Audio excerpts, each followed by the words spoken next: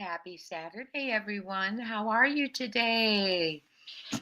Good to see wonderful members in here and subscribers and mods. Thank you so much for all being here. And if you're a first-time visitor, welcome in. Hi again to many of you. So good to see you. Today's Saturday, January 25th, 2025. Very nice to see all of you having a good day today. I hope you're having a good day. What did you have for lunch? Let me know. Now, what did you have? I just had pickles, dill pickles, and a bagel with cream cheese. What did you have for lunch? Hi, NJs. Hi, Forever Glow. Good to see you. YouTuber. Calling out my mods first. Jen in Georgia. NJ's. Girly. Hi, Panda Bear's mom. Hi, Ginger Girl. I love Run with Scissors. Love the name. Yes, finally for Michael. This is a good, long time coming. Jazzy Butterfly, Bo, Julia T. So good to see you. Julie and I met on the Michael Vaughan case a few years ago. Deborah Dixon, hello. It's Australia Day here. Well, happy Australia Day. Your beaches are full at 7 a.m. Wow. In January, huh? Deborah, we did William Terrell's case yesterday and Chloe Smith's. If you missed it, go back and watch. 2 Australian cases, one that the child was found and one they're still looking for. And William Terrell's case has a lot of similarities, in my opinion, to Sebastian's. We pointed them out a little bit. And we are going to be continuing with William's case. So I'm watching a part 2 to his case right now. So we have some great news, and let me keep saying hi. Deborah Dixon, hello. Darlene, hello. Marie Hyde, Carolyn Miller, Reserved Glitching, good to see you. Hi, Starlito, Michelle Reed Duncan. Hello. Justice for Kylo. Hello, A Fatal Paper Cut. Saw you doing the countdown. Thank you, Marie Hyde. YouTuber, Shirley Scoville.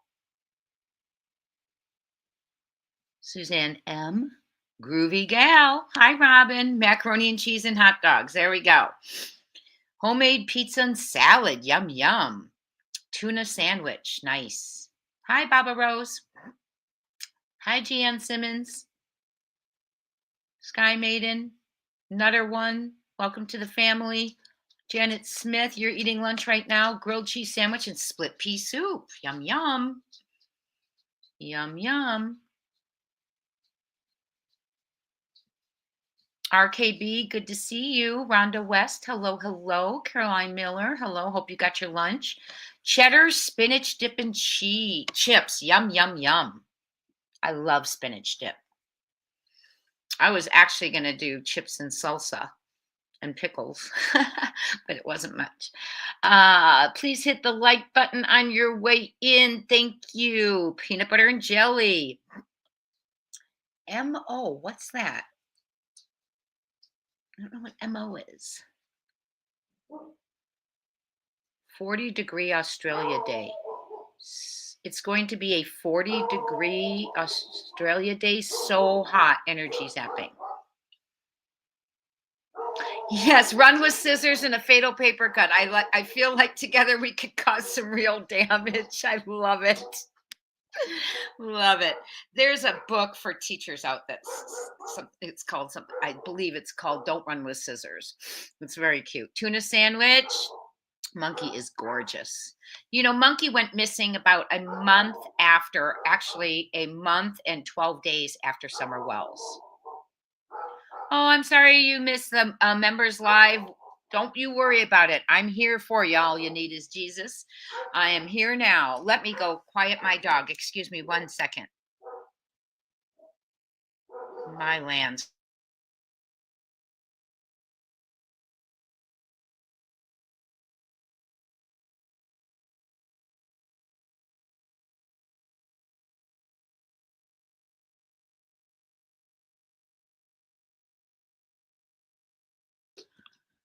Okay, I'm back. She was just had to wake up the neighborhood. She had to make sure everyone was on their toes. Jen in Georgia had pizza. Hello again, everyone. Hi, Gypsy. Busy Mama. Ginger Girl, good to see you. Retha Bell, hello again. Charlene, hello. God's Girl 1971, good to see you. Lisa Vogt, good to see you. Talks to Angels 91, very good to see you. Hi, Mini Panthers. It was great talking to you earlier. We did our first call-in show this morning for Members Live, and it was a lot of fun to get to hear some of your voices and your thoughts and your opinions. So a lot of fun. We have some really, really good news, and I want to welcome you all in. And if you're a first timer, welcome in. We're a friendly group. We don't cause drama. Everyone will welcome you. Our chat stays classy. Our mods do an incredible job. And if by chance you get a message deleted, please don't think it's because we don't love you. If it doesn't say in my opinion or allegedly, and it's about, it helps you, it covers you, and it covers me. So don't take it in offense. My mods are just removing those just so no one gets into any trouble. So very good to see you. Hi, Rusty Pipe. Cinderella, you're lurking? Okay, you lurk, my friend. Enjoy your company. 65 in Florida. I don't even know what it is here yet in Arizona. I haven't checked yet today. Hello, all of my mods who work so hard, all of you. So, chili beans. Okay.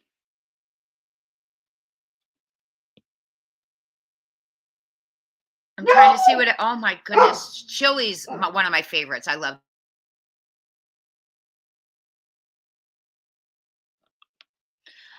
chili.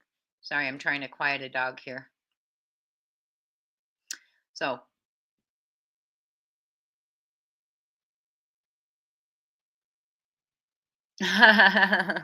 okay. Some are eating. I understand it. You're listening while you're cooking. Good job. Find Summer's truth. So, one thing before we get started, human remains. Some of you are wanting to know about those. They have not been identified, nor do we know anything about them yet. But yes, they are in Tennessee. Okay. They're about 2 hours from Summer and 2 hours from Sebastian. They have not told us if they are an adult yet or a child, male or female. They were found yesterday in Tennessee. Okay.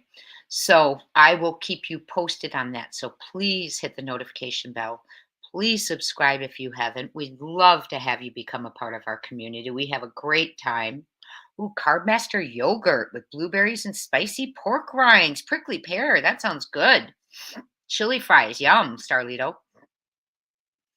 It's 42 there in East Tennessee. Did you get snow, Michelle Reed? Duncan? Hi, Mo. It's Mo's first time here, everyone. Please welcome Mo in. Make sure we make Mo feel very, very welcome. Cold and sunny in Oregon.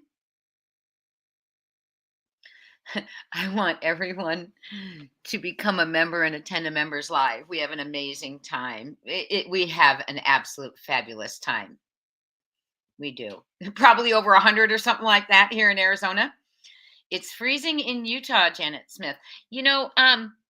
Especially with the winds. I was in Utah 3 weeks ago. And I will be there again in 2 weeks for a memorial for our mother. So, for those of you who do not know, my mother passed away 8 days ago, and she is home with the Lord now. My brothers and I are busy, doing everything you have to do when that's over. So that's why you hadn't seen me. And we're grieving and spending time together as a family. Plus, there's a lot of grandchildren who needed help getting through that too. They're so close to their grandma. So, yes, there have been remains found. That's what I'm supposed to cover on my live tonight, but I'll tell you all. There have been skeletal remains found about 2 hours from Hendersonville, 2 hours, 8 minutes. and about 1 hour and 50 some minutes from Hawkins, from Ben Hill Road, 100 Ben Hill Road, 110 Ben Hill Road, where Summer's from. So possible it could be either of them. What they did say is they are bringing out an archaeologist to help retrieve the remains. They sound quite skeletal, in my opinion. I don't know if there was an odor, and that's how they found them. I don't know, because we talked about that. If there wasn't an odor, or was there an odor? Okay. Mo NJ's loves your picture. See, we have you. Thank you, NJ's. We have just such a great group of people. Yes. Oh, you were able to do your first exercise for your diabetes and you're hurting. Oh, my friend. Okay, Michelle, just a little bit. Rural Western Australia, welcome in. And Canadian True Crime, welcome in. Welcome in, everyone. Okay, so they have not told if they are adult or adult or child. They were found yesterday. They said probably, most probably, that they are. Thank you. All I need is Jesus for welcoming Mo.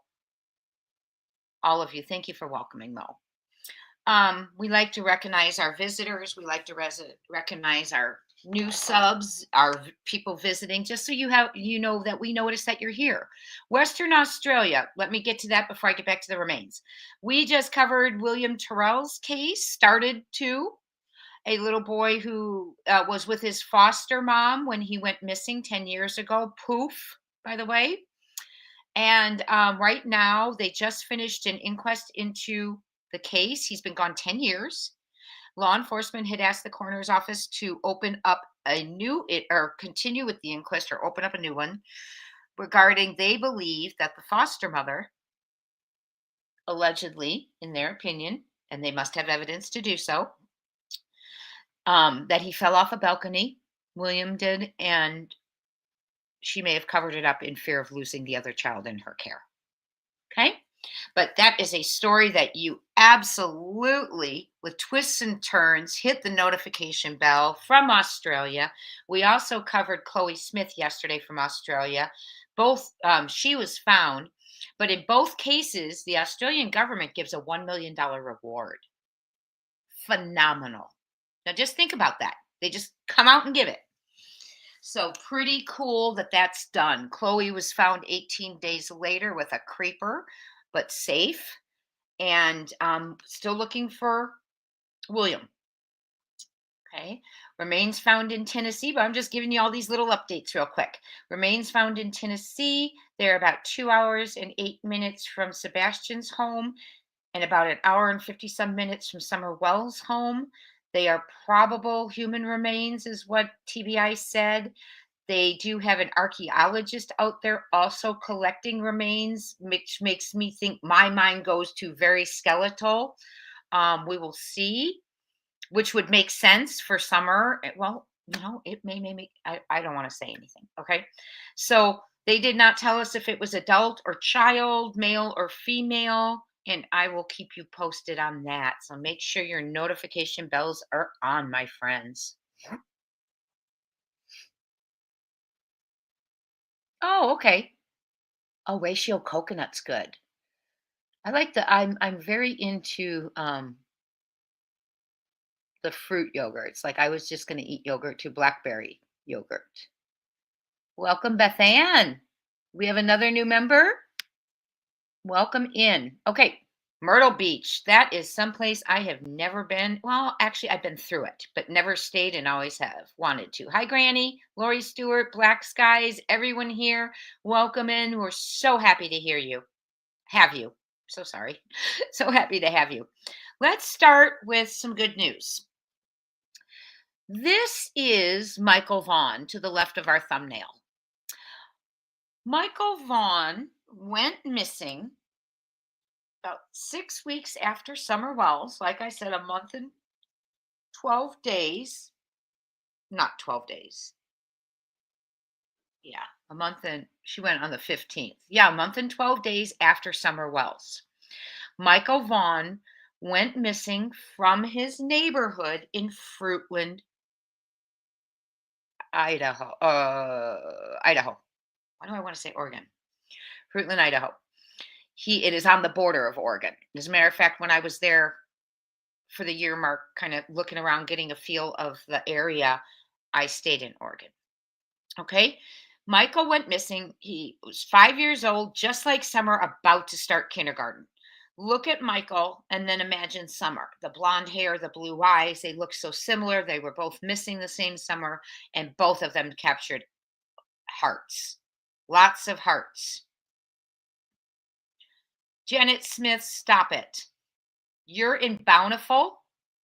That's hilarious. Janet, I was in Centerville, Bountiful, South Jordan, all over. Yes, that's so funny. Sandy, that whole area. Kaysville. Very interesting, Janet. That's great. So cool. And thank you. I appreciate it regarding my mother. Thank you. So, what was I talking about? Michael, 5 years old, getting ready to, prepare to start kindergarten, has a baby sister and two older half siblings from mom's first marriage relationship. Okay. Michael's parents, Brandy Neal and Tyler Vaughan, when Michael went missing. I'm giving you a little background if you don't know Michael's case, because charges are coming for Michael and we're going to follow this. It's a long time coming.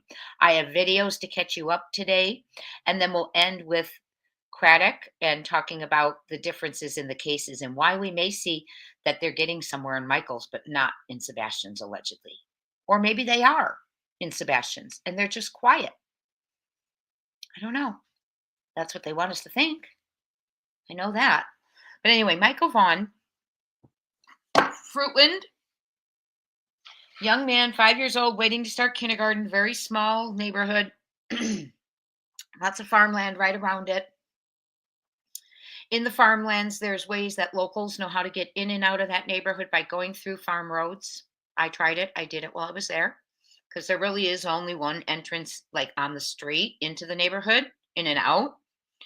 But we started thinking, well, locals, because I was talking to locals at the time, and they said, no, we could go through the farm, So I went out there and we did some of that. So if a local had taken him, they could have gotten out without passing by, passing that street. It does indeed turn out that a local did allegedly took him. Two people renting a home 4 minutes from the Vaughan home allegedly are the suspects, along with two others who were living in the home. 4 minutes from the Vaughan home. So Michael was at home with his father, Tyler Vaughan, which, by the way, Tyler Vaughan and Brandy Neal have recently gotten married.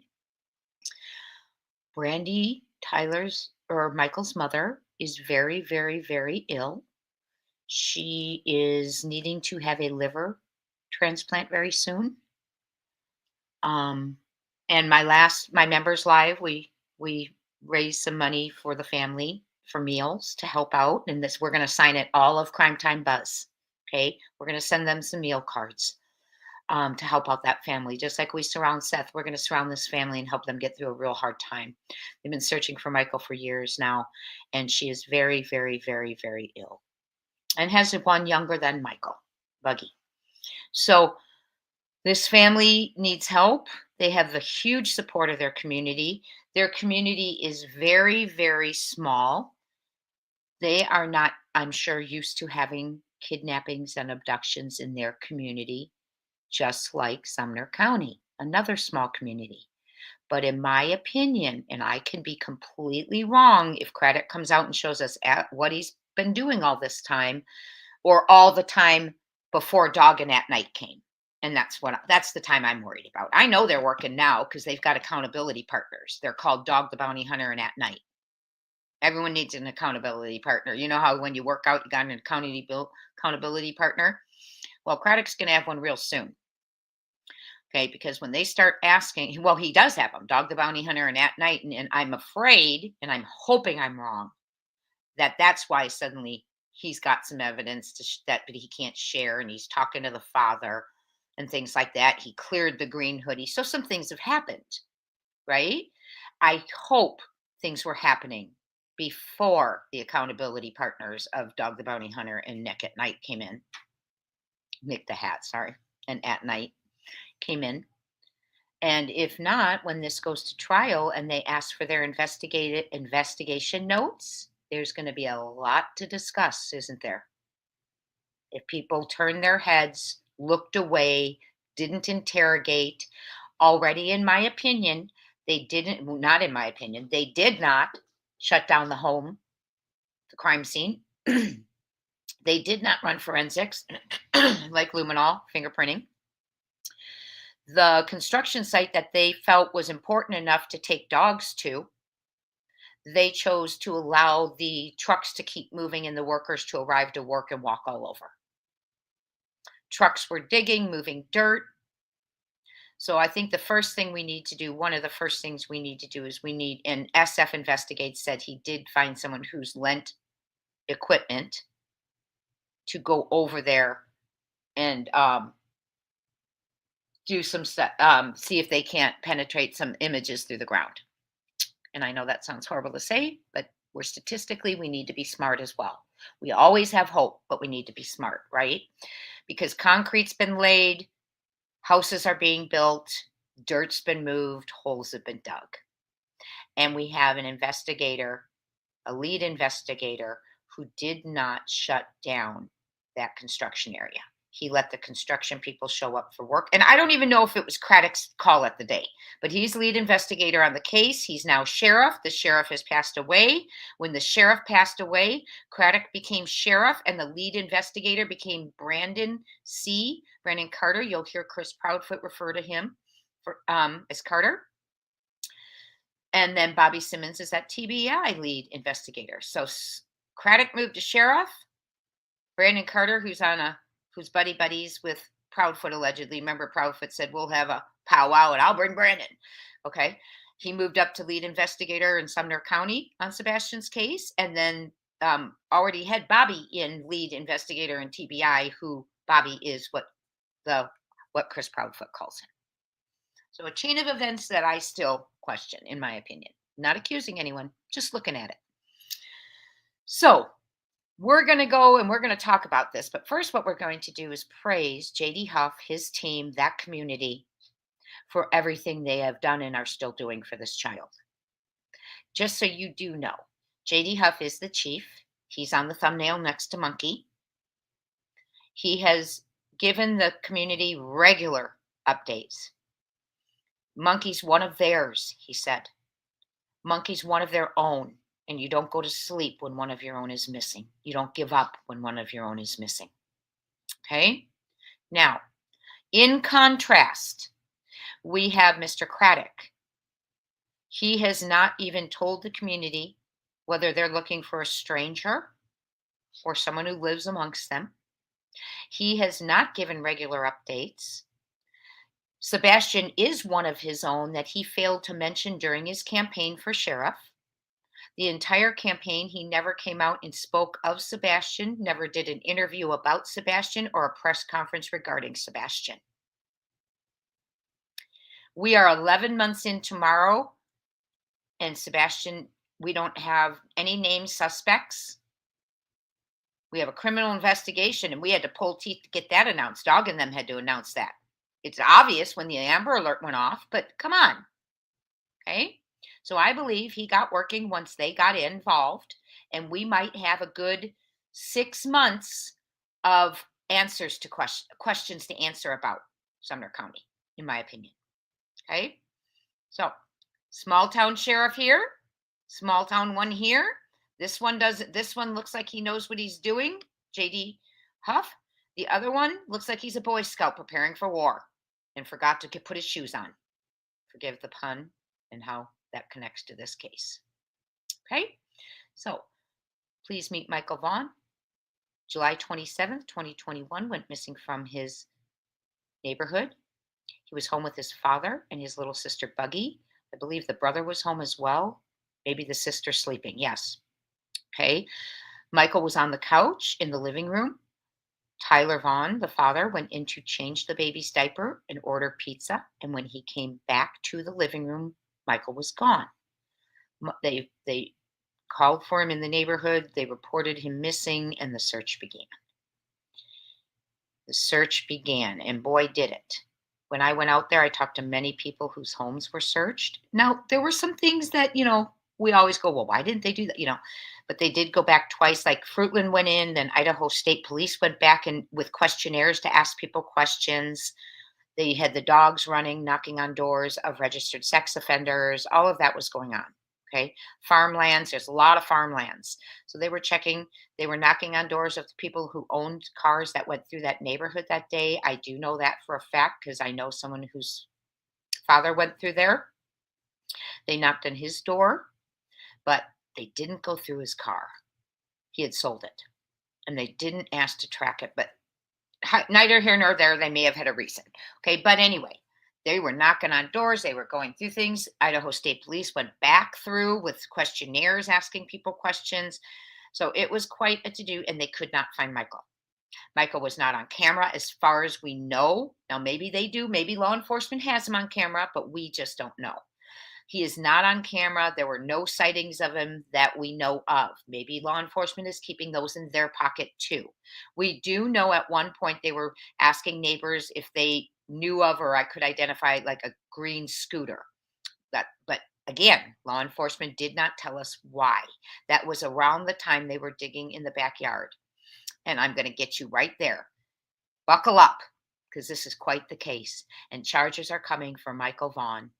And his family's been waiting, and his mommy's sick and needs this. So let's get started without further ado to Michael Vaughan's case. Thank you all for being here. We're going to end with Sebastian today, just so you know. Oh, and Jay's growing the family again. Wonderful members live. I am having a members live tomorrow to make up for the one since my mom was sick. Thank you, NJs, for growing the family. Please thank NJs for the Family Crime Time Buzz membership if you've received it. Tomorrow, 1 p.m. Eastern. Thank you, Michelle Reed Duncan. I'm going to get you all to what I want to share first is, oh yeah, okay. There's so much that I could share with you, so I've got it all written down.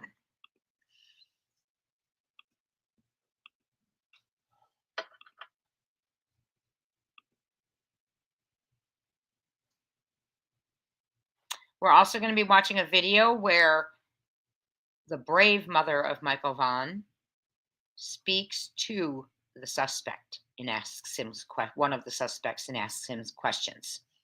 Then we also have a video from Michael's mom coming just from a couple of days ago where she went to the DA's office and she gives us an update on the charges. Okay. So what am I looking for first? Okay. This one. Is that the one I want?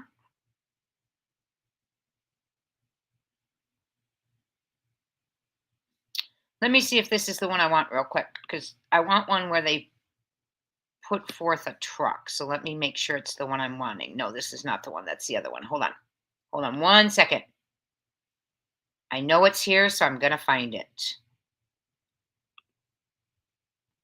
Maybe I didn't put it. Okay, maybe I didn't. Hold on 1 second, because I am going to get it there. I really do want you to see this.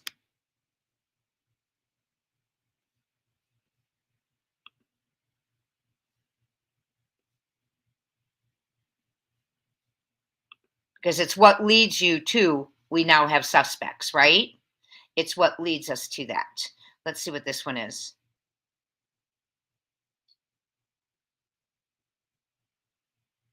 Okay. Sorry, my friends. I know I'm slower today. I apologize. Trying to get back into the groove of things with you all, and my mind's just in a million places. So please forgive me. I'm sorry. Let's see here. What was I doing? Oh yeah.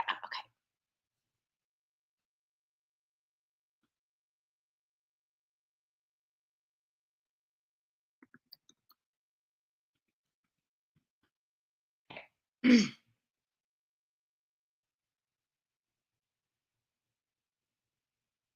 Here it is. This is it. Okay. So the reason I'm sharing this with you is I want you to see and know that there is a difference as to what's been occurring, in my opinion. And maybe they all have their different strategies, right? They all have their different strategies, and that's why I always want you to make your own opinions. But I want you to see what Fruitland did for Michael Vaughan. Now, many of you are going to ask me where Summers is. That is the first question I often hear when I show this truck. Why doesn't Summer have a truck? Well, I'm going to answer it, and I'm sorry if I'm blunt, but I'm going to be, because Summer didn't have parents who looked for her, asked people to look for her, or even followed up with law enforcement to make sure they were looking for her.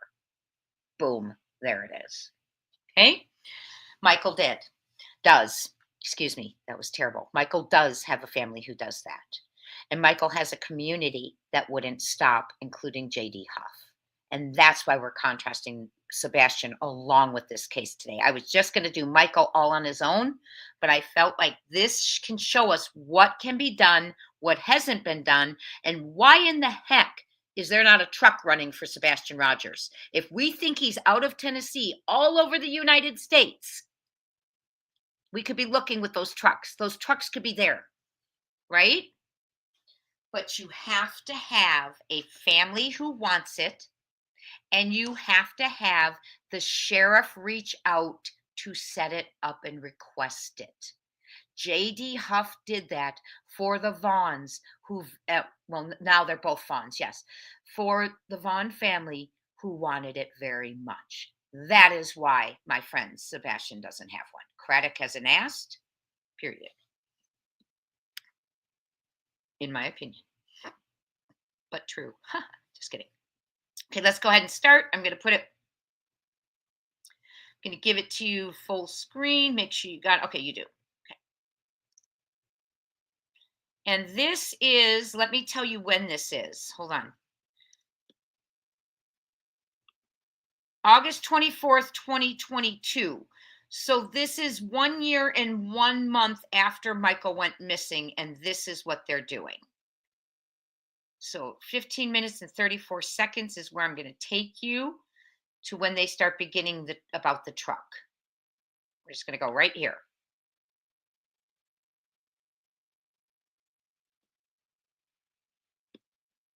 Answer for that is we don't know where Michael is at this point. So could he be out of state? Yes. So I think the best way to get Michael's information out there is definitely going to be on these forms of transport that travel from state to state, potentially into other countries. So. I don't know if you can speak to this, but there's been rumors that Michael's scent was traced near the freeway. Is there anything you can tell us about that? I'm not going to comment on that. What is going on? Hold on, guys. Hold on. I am so sorry. Sorry, guys. I don't know what just happened there. Everything started popping up.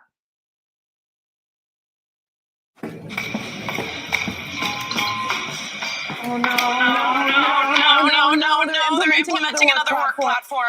Soon, three semi will be eventually. Wait. Guys are going to see it. I am so sorry. Here it is. What a day, what a day. Soon, oh three my goodness, I'm sorry, truck. friends. I'm pulling up the wrong one twice. Where is... This is the one I want. There we go.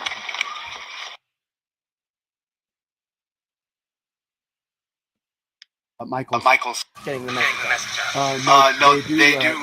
We're years of doing this. And then. Okay. Sorry, friends. You ready? They have 3 trucks running across the United States for Monkey with his picture on it. And that's why we're covering this. Hi to everyone here. Hi, Frank. MTB.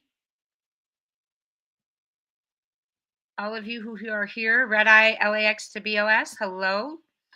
Nicey Marie, good to see you. Always a pleasure. Michael Vaughan. Here we go. Three trucks traveling the United States form. The sheriff has to request it. And of course, the sheriff isn't going to request it if you don't have a family who's pushing. In the next month, there'll be two more trailers. Three in total. Yes, Michael's picture. There'll be two more trailers, exact replica to this. And how many years have you been doing this for? We started this in 2018, I believe. Okay. Yes, and we'll be happy to continue to expand the program. Right. And are these trailers going to carry typical cargo, or are these dedicated to getting the message out? No, they do. Our company mainly specializes in food and retail. Right now, this trailer is full of ice cream. It's destined to Denver, Colorado. How appropriate. Yes, so we haul all kinds of different food stuff. This one's for the chief. So if you're partnering with them to get Michael's face out across the U.S., is that because you believe that Michael was taken somewhere outside of Idaho? I think the best answer for that is we don't know where Michael is at this point. So could he be out of state? Yes. So I think the best way to get Michael's information out there is definitely going to be on these forms of transport that travel from state to state, potentially into other countries. So. I have a follow-up as well. I don't know if you can speak to this, but there's been rumors that Michael's scent was traced near the freeway. Is there anything you can tell us about that? I'm not going to comment on that. And at this time, what are their latest message to the public? What's the latest they want the public to know as the search continues? As we continue this search, the public just needs to know that we want them to be aware and vigilant. I mean, we're still receiving tips on a daily basis. I mean, every day we're getting new tips. And so we do know that the message is getting out there. I just want them to remain vigilant. The last thing we want is for the coverage of this case to fall off because Michael's still out there and somebody knows something. Somebody knows something. Either information's been omitted or they're just not bringing it forward. So I would continue to encourage those people that have any idea or have any information that may lead us to the safe return, that they bring that information forward. The reward stands. It's still active. Yeah.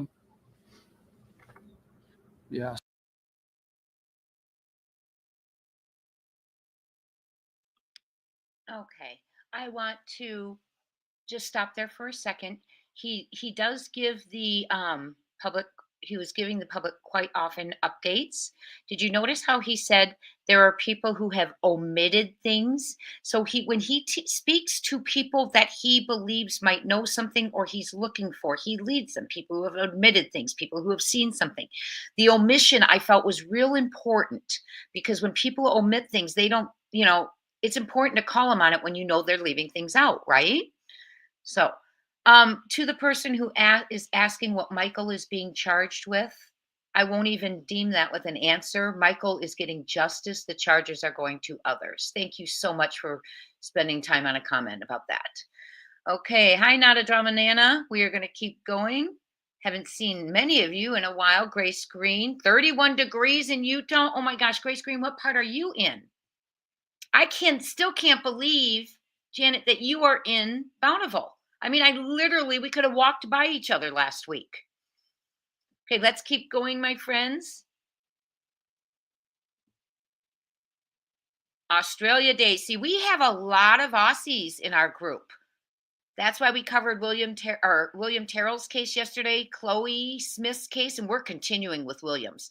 We're waiting right now, so hit the notification bell to find out what the coroner's inquiry brought up. Do they think it was the foster mother? That's what we're waiting to hear.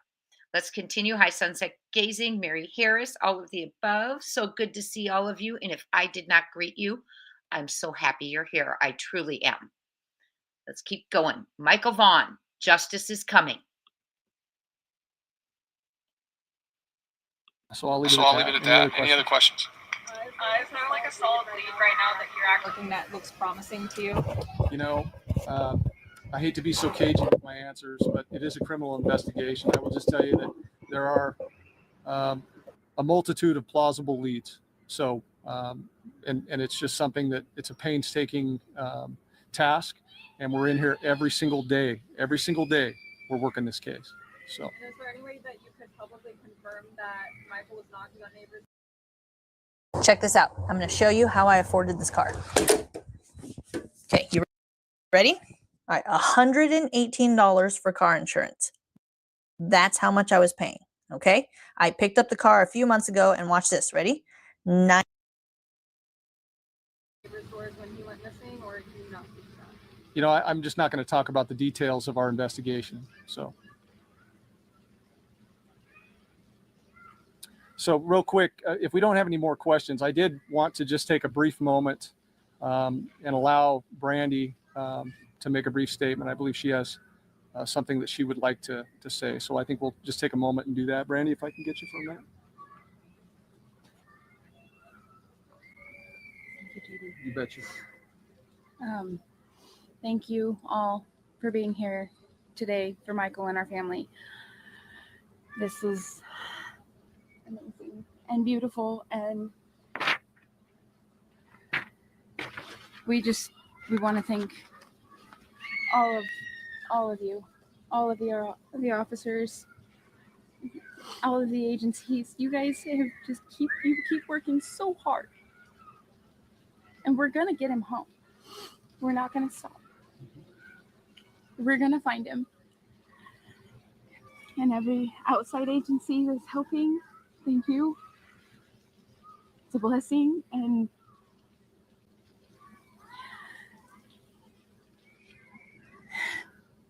whoever has Michael or knows anything and has information about Michael, please come forward. We need him home. We need our baby. Please. Thank you to the community and extended communities that continue to support our family, and law enforcement, all of the agencies that are helping to bring Michael home. They stand strong, and they stand with us, and we stand with them. So if you are seeing this, please, if you know something, please, if you know anything, please say something. You can be anonymous. There's so many avenues. Please, everyone, help us get Michael home. And Monkey, we love you, baby. You're coming home. None of us are going to give up, I promise. Thank you all for being here today. Thank you. Thank you. Thank you, Brandy. So with that, if we don't have any more questions, I'm going to go ahead and conclude. I'd also like to let my media partners know that we do have a B-roll from Homeward Bound that we can get a link to you guys. We can get it to you after this press conference. And then I also want to let you know that the truck will probably be leaving in roughly 10 minutes. So if you wanted to make sure your visuals are set up for that at that time. Other than that, I think we'll conclude. Thank you. Appreciate you all. Yep.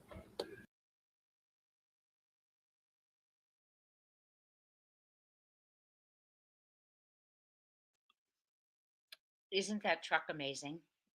So there's 3 of them out there. Now,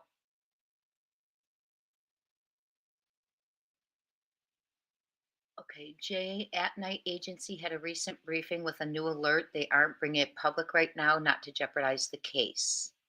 Thank you, Caroline Miller. Tonight, when I come on later on, we're going to go through all the updates on X, if there's any. And we're going to go check on the remains again. And then Nick put out a little video. We'll do all of that. Well, maybe we'll do that today. We'll see. Maybe we'll do that when we finish with Michael. That's what we'll cover for Sebastian. I can move my plans for Sebastian. Marion M. said Craddock should get an award for interviewing a dead person, in my opinion. Oh, believe me, that if this ever, Marion M., I have to say something. And I know I'm not a catty person normally, but if this ever becomes a Netflix series or some sort of a documentary, I really hope that that press release goes out there saying they interviewed that person after and then the obituary in comparison, because I think that's so important. EC stepped down. I'm not sure. Oh, yes, yes, absolutely. Absolutely. And like I told you, the neighbors have had it. The locals have had it, not just the neighbors. Okay. Prayers for Brandy. Thank you, Crooked Or. Well, let's stay focused on Michael right now. We'll get into Sebastian in a little while because I do want to stay focused on Michael. So Monkey was at home with his dad. Mom was at work at the store. She worked in the butcher's department of the grocery store. Michael went outside, and the timeline it was hard to get a timeline in the beginning because Tyler wasn't sure the exact times of when, he went to change a diaper and things like that. And what came into play is the ordering of the pizza, the time and the receipt and all that. This case kind of what got heated for a while. Reasoning being was little different things like that. Okay. People couldn't understand why times weren't set straight. And that's why we talked yesterday. Sometimes we have to be careful because there are reasons people don't know them, right? But the father, Tyler, who was watching Monkey when this happened, he was with him and he felt terrible. And he did not speak in front of the public, I think, for almost a year. And so the public, that was questionable. Then he started coming out in front of the cameras. Okay. And we know the rest of this case is that it is 4 suspects. And if you don't know that, you're about to, because I want to show you what JD Huff does when he has a suspect. But before I do, I want to tell you that the searching for Michael, there was, like Sebastian, we were told. Now, again, law enforcement has a right not to tell us things. We don't need to know what their investigations are. We want to know. We care enough that we think we should know, right? Okay, but Huff kept things private. What we were told is he was not on camera. What we were told is the neighbors, no one saw him but one neighbor who thought he had walked back to the house. Okay. So Michael, he was gone. They live right near interstates. They live right on a state line, Idaho, Oregon. It is a very scary situation. And what happened is a year and 4 months after Michael was reported missing, Fruitland Police Department, along with many others, were in a neighborhood front yard, I believe it was, in Fruitland, a neighborhood yard in Fruitland, digging with bulldozers for Michael Vaughan, because they had received a tip that Michael Vaughan was buried in the backyard. Now, I'm going to play for you why they thought Michael Vaughan was in the backyard.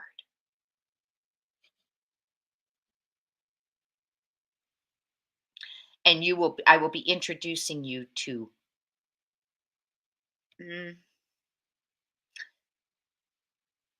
I want to see how I should do this. Nope, I'm going to give you the press conference first. That's right after them spending, I think it was 6 days digging in the yard. Okay, and they're going to explain. JD Huff again explains what's going on and gives us an update. 2 things I want to mention before we move on. Brandy Neo Vaughan did not have to be asked to address the people who have Michael Vaughan. Brandy Neo Vaughan did not have to be asked to address Michael. Right? That was just natural for her to speak to her son, who she hasn't seen and is missing.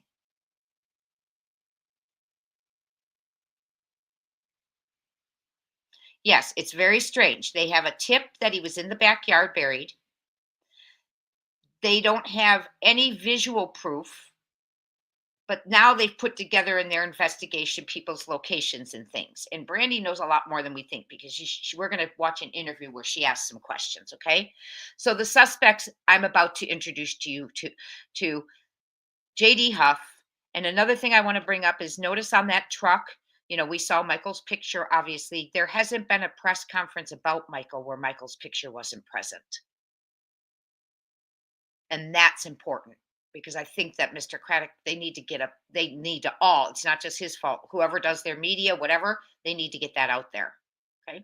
So I am going to share with you the press conference regarding the dig on Red Wing Road, the house right next to the one I went to when I went to Fruitland, right next to 2 registered sex offenders who, when I was looking for Michael on Google Earth, I found them. They're in the neighborhood.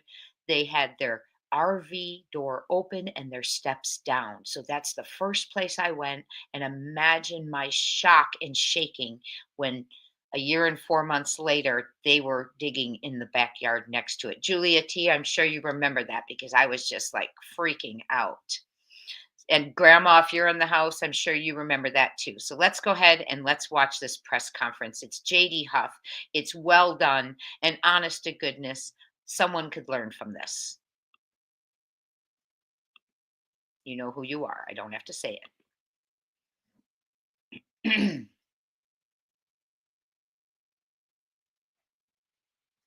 Let me see which one it is.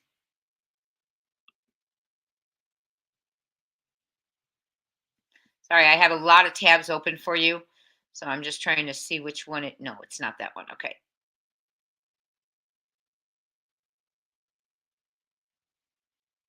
It might be this one. Hold on, I'm going to check real quick before I share it with you. Yep, this is one. Okay, got it.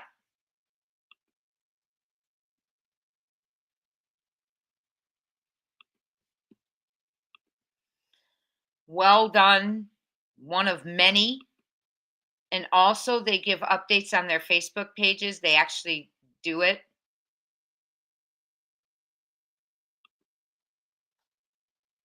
And this is credit to Idaho News 6, and I will put the banner up. And I'm going to be stopping it for educational and fair use criticism commentary purposes. They made an arrest and they completely excavated the backyard of the home, beginning early. Just up. I do need to update you on that. One of the suspects, Sarah Wondra, was arrested the night they went to the house to with a search warrant. They arrested her and took her into custody.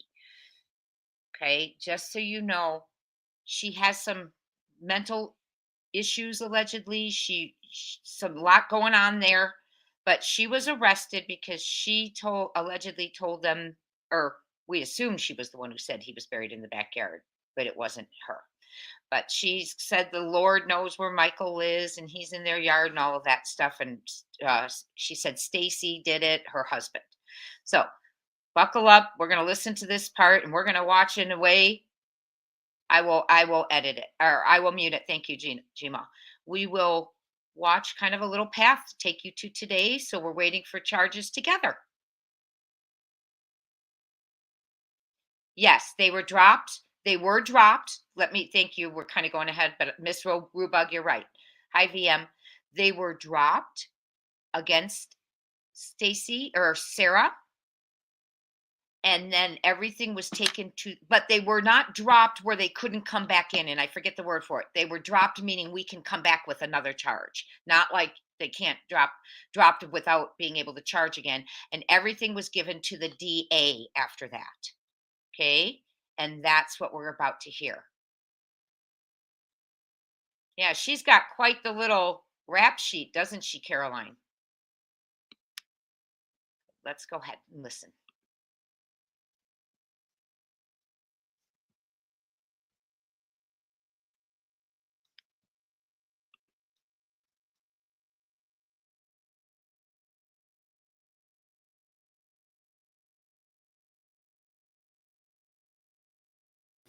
And joins us live from Fruitland City Hall, where the police chief will be briefing the media approximately in just minutes from now. Karen?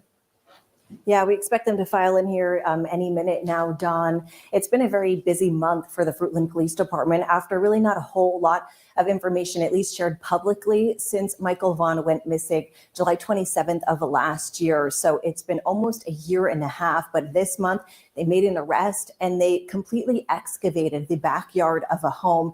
Beginning earlier this month, that arrest was made on the 11th. Those digging efforts began on the 12th, and we know they were on scene there for more than a week. We did drive by that area on our way here to Fruitland City Hall today, and it is completely back to normal there. No more police tape, no more crews on scene. The fence is back in place, and it really looks like their efforts there so far, Dawn, are done.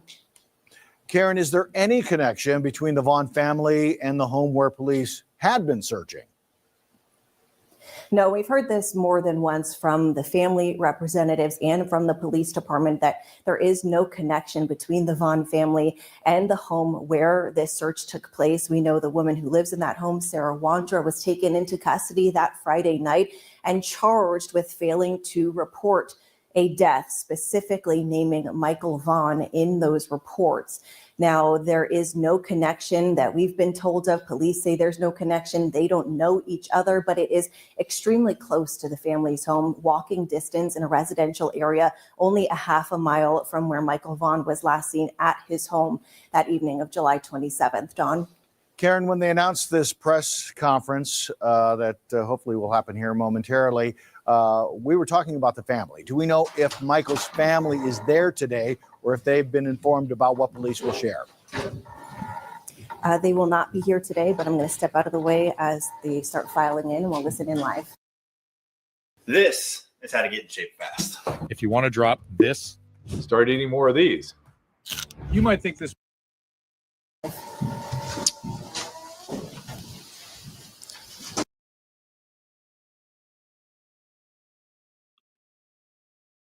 And of course, as soon as I said that about them always having his picture up, this is one where I think it's not, because he's going to unveil his suspects. It's well done. Kind of reminds me of Grady Judd.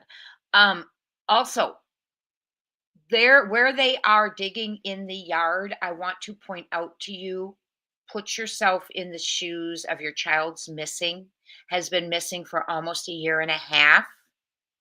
And you're in your own home and can hear the bulldozers and the machines digging a yard for your child because they could. That's how close it was. So crazy, right? This interview right here, Jen, is from November of 2022. Maybe beginning of, November. And I'll give you an exact date. Oh, December 1. December 1. So I'll get muted and we're going to continue. And this is J.D. Huff, the Chief of Police for Fruitland.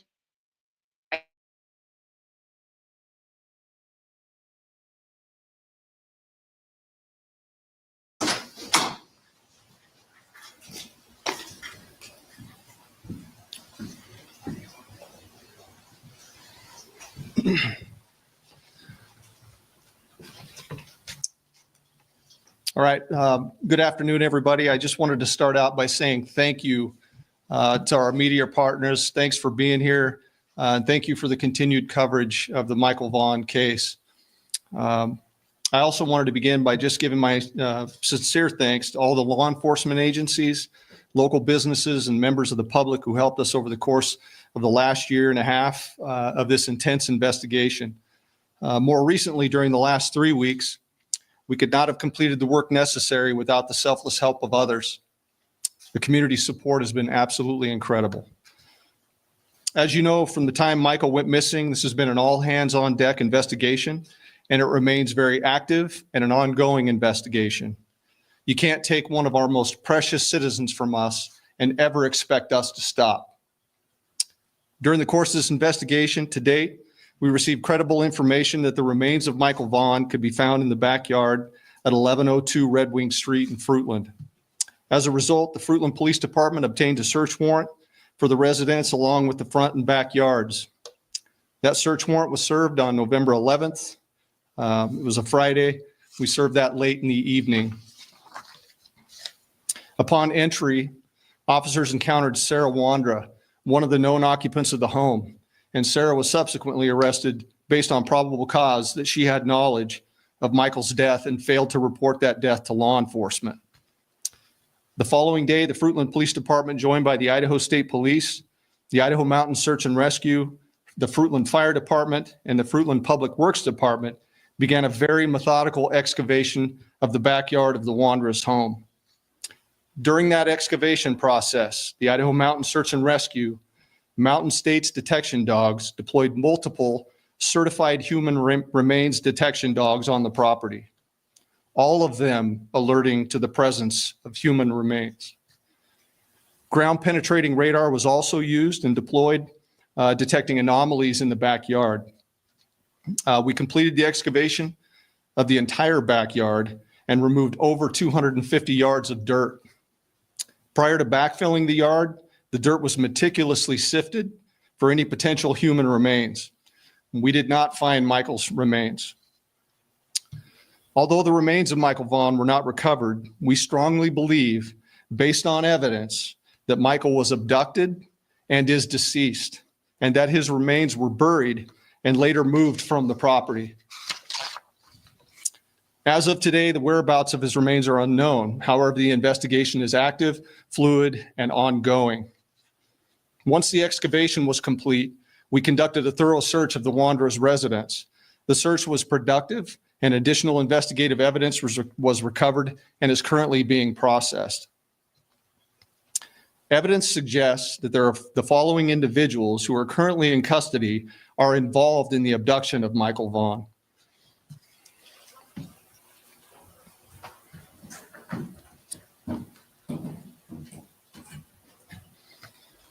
This is Sarah Wandra, 35 years old. Sarah lives at 1102 Red Wing Street in Fruitland and was living there at the time of Michael's disappearance. We believe that Sarah has firsthand knowledge and is involved in Michael's abduction. Sarah Wandra is currently being held at the Fayette County Jail for failing to report a death to law enforcement.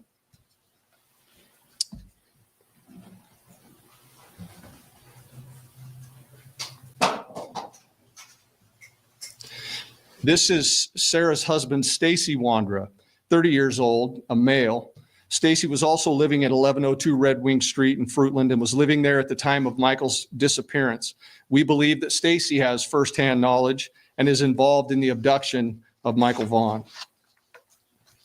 Stacy is currently being held in the Washington County Jail on unrelated charges. Now, the next individuals I'm going to introduce you to, let's go at the bottom there. This is Brandon Shirtliff, 30 years old, of Kuna, Idaho. Brandon was living with Sarah and Stacy Wandra at 1102 Red Wing Street at the time of Michael's disappearance. And we believe Brandon has firsthand knowledge of Michael's abduction. Brandon is currently believed to be in North Dakota.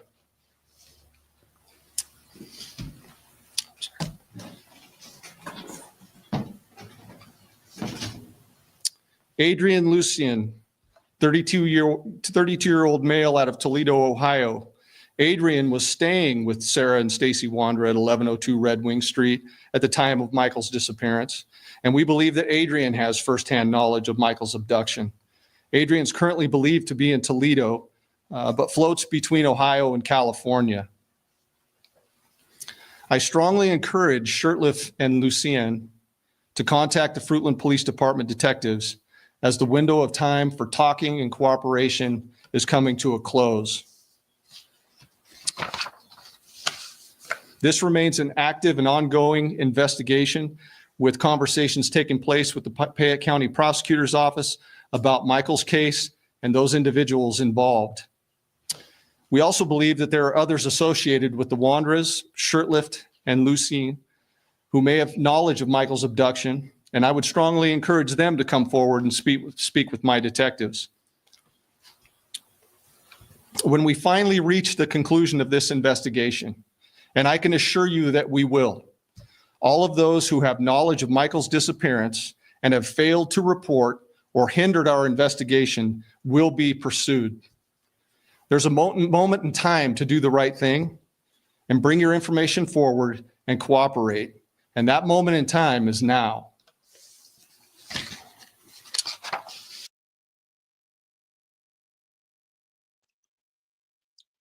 Hi, guys. So let's go ahead and let's contrast this for a second.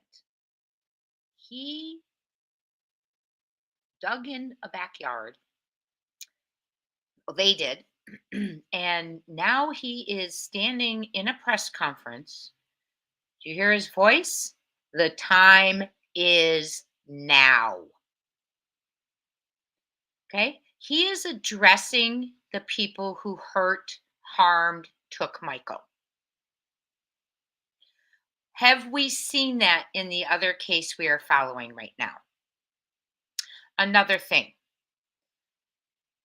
Has he charged have all of these people been charged? No. Sarah, yes, at the time of this press conference. He had never made contact with Brandon, Adrian, and Stacy wasn't charged in this case. He was in jail for unrelated cases. Okay, but there he is, boom, revealing their faces, his people of interest, right? What a better way to get creeps to come out from under their stones they're under is to bring, oops, let me remove that for you. I'm sorry, y'all. Let me make sure, I want to remove them all. Hold on, so you can see all this. Okay, what a better way to make the little snakes come out than to put them out there for everyone to see. And after this happened, he did make contact with them. Okay, and yes, I am going to go over NJ's and whoever mentioned the analysis from Dr. Matthias. Yes, we are going to be doing that. I have not myself watched it yet, so I want to watch it, and then we are going to continue on with, Michael. So I will put down, I already have that on my list for Michael. Yes, that's on my list. And that I hear it was wonderful. And also, yes, can we please not use the R word in the chat? It's sensitive for all of us. It's very sensitive to me. Let's just try and let's keep it. I know we get passionate. We do. And we slip up sometimes. I have too. Let's do our best. Because then we get the haters in here who start thinking they can talk like that in our chat and start cussing and doing all that. So he reveals their faces. Do they have charges? No. Has he spoken to all of them? No. But he's bold. He's bold for Michael. And I like that. Let's keep going. And you know who I'm talking to right now. I'm trying to train him.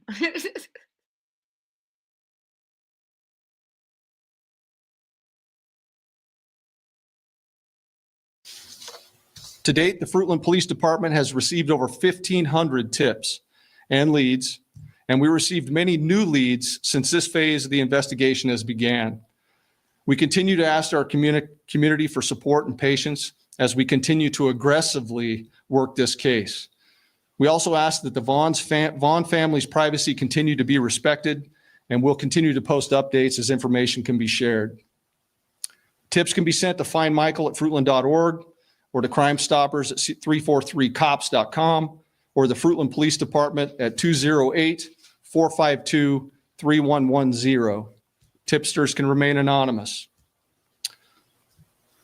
So before I open it up for questions, I just want to make it clear that this is a very active and ongoing investigation. It's super important that we maintain the integrity of this investigation. So I'd ask you that you'd please tailor your questions accordingly. With that, I'll stand for a few questions.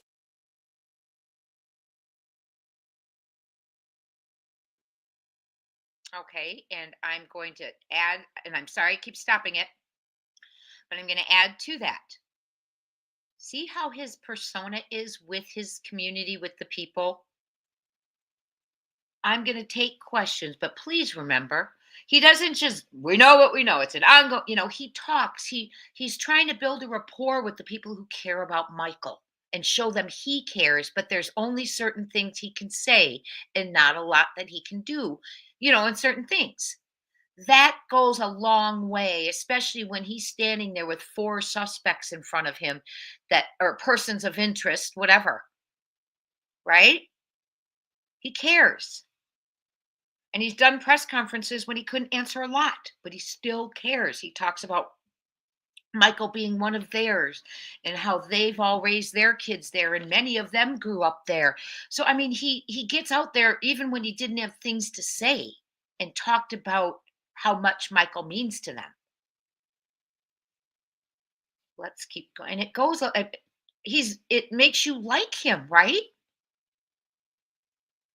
It makes you really like what he's doing. Yes, Truth for Us. I'm so glad. I'm so glad. Let's keep going.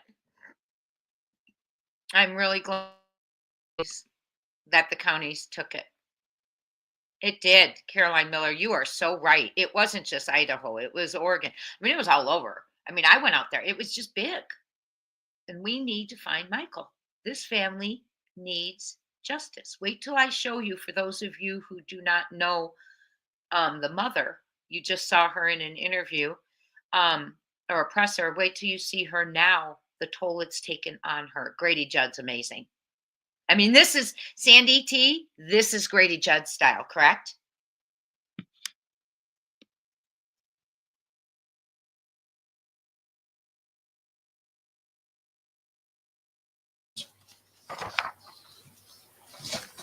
Alex? So if Michael's remains are not found, will Sarah have to be released, or do you think that she will remain in jail once you locate the other people that you think are involved? It is my belief that she will remain in custody. But again, we're in talks with the Fayette County prosecutor, and those talks are ongoing as far as charging. And you can't speak to any additional evidence that was found in the house, like you said, you can't? I cannot. Again, I just don't want to jeopardize the integrity of this investigation. Leslie? Stevie Wondra is listed as an inmate in Washington County Jail, but he's not on the Idaho court records because it's currently like federal hold. Are there any other charges aside from hers that have been filed in relation to this? Not that I'm aware of. Not at this point. Go ahead. What was different about the tip you received in this case after 1,500 tips over the last almost year and a half? What led to the arrest and the search? Can you share any more about what led you to that home? I don't want to get into the details on that, but I can assure you that the tip that we received was credible.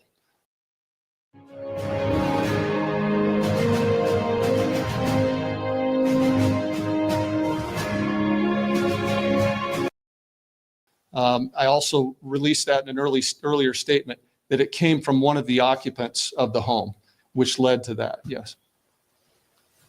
I'm sure that you guys in your investigation are following social media pages, which a lot of us have looked at. And one of them indicates a trip out of state taken within the time frame.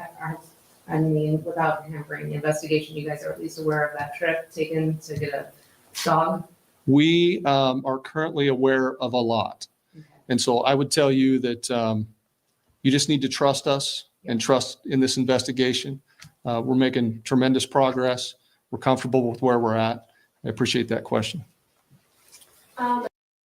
So Sarah Wondra didn't pass her mental evaluation for when they were in hearing and things. Do you think this affects the investigation at all, considering that to be the case? I do not at this point. There have been mentions of a neighbor's yard. Has that been searched in any way or taken into consideration in this investigation? Yes, as a matter of fact, we'll be deploying ground penetrating radar in the neighbor's yard tomorrow. Okay. So we haven't done that yet, but we will. That's on the agenda for tomorrow. So thank you.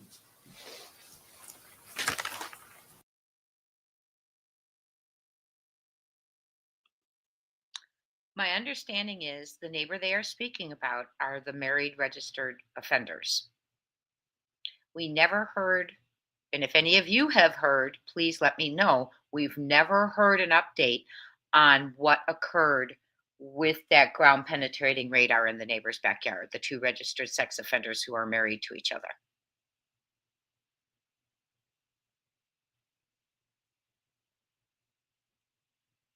Hi, True Crime with Eve.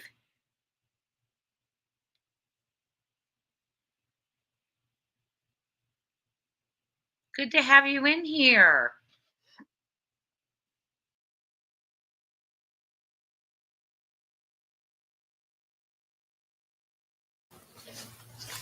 Aside from just living with the Wanders, do we know what the relationship of the two men you named were?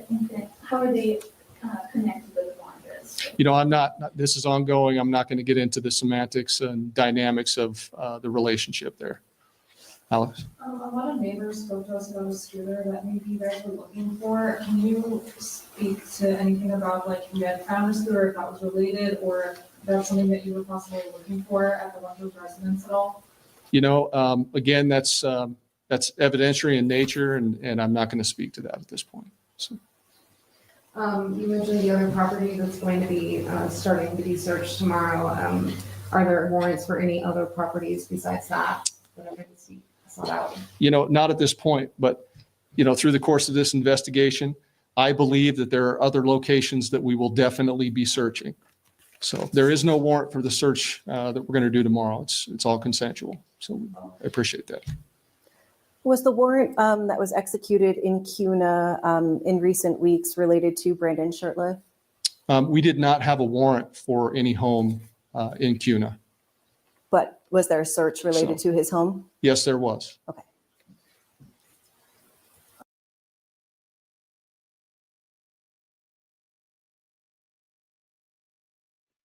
So just to give you a little background on the dig, what they, at that time, they had not found actual, well, they hadn't found remains, but at the time of the press conference, they had sent things away for testing because they had sifted through all the dirt and they sent it away for DNA testing to see if there was like the anomalies they were speaking of and things like that. And we, you know, we did not get an update that I know of. Eve, did we get an update that you know of? Because I had to step away for a couple of years for family and work, about the soil that they sent out and sifted and all of that. Those of you who don't know True Crime with Eve, she's covered Michael's case vigorously, and she does her research and she knows her stuff. So we're going to keep going now. So I want you to know they spent their week in there. These were the people living in the home. Okay. Stacy and Sarah are the two married ones. And then the other two were kind of, I guess, drifting on to no update on the DNA. That's what I thought. That's amazing. But so this is their reveal of the people they are interested in. Okay. And he says a tip led them there. And he said a very credible tip from the occupants. Okay. From the occupants. At the time of this presser, Stacy, the husband's name is Stacy, and he's on the bottom. He was in jail for unrelated charges. Okay. And he is back in again now. So we are going to go. Michael's mother released some footage that I would like you to see. Hold tight. And this is very recent. She released it within the last week and a half, maybe 9 days. One moment.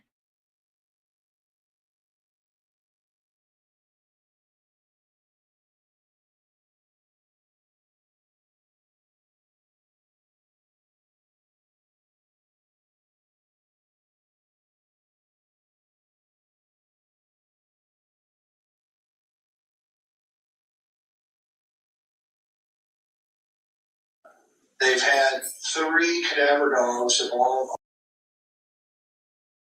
Where was that duct tape at? This come out of 600? Yeah. I'm trying to mirror breathe.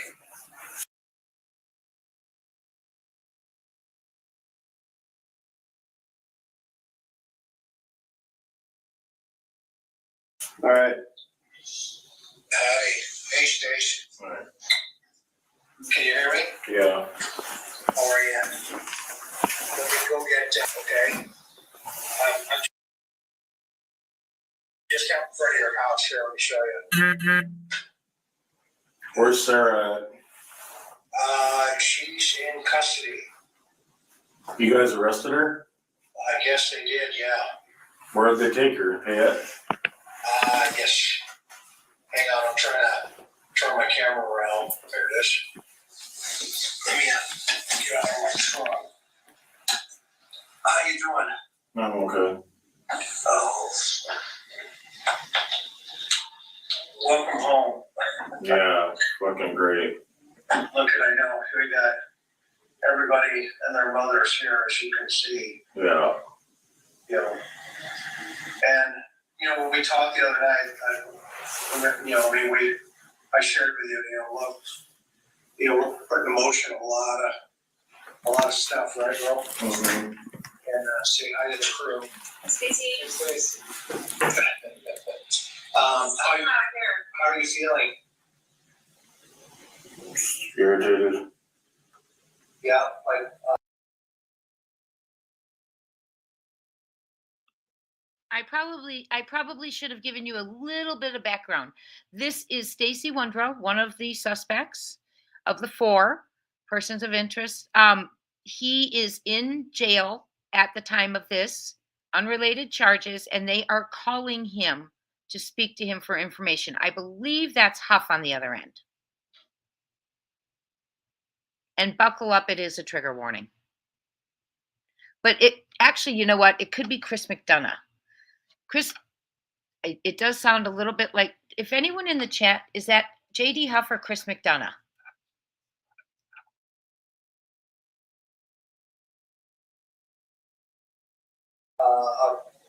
Help us understand where you're at. No, I'm just like,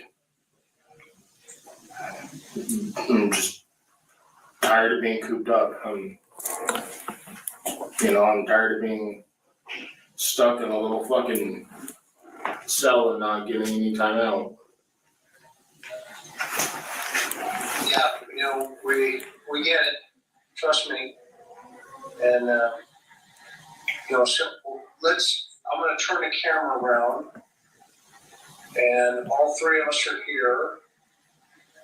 And let's go into your house first of all, okay? Just for a second. Get an idea. So Carson was out last night. We got here last night. Okay. And How'd that go? good. He's a nice guy. Yeah. Very nice guy. He mentioned that he doesn't know really what's going on from his position, right? Yeah. Which is okay. So we're back home here.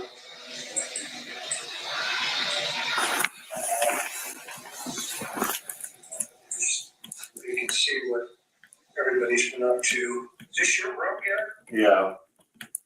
Okay. You want to see anything in particular while we're here? What beds are in the house? This one right here. This looks like some master. Looks like a comfortable bed. Is this one yours? Yeah, it's the queen. That's a nice bed. And I'll go in the other room.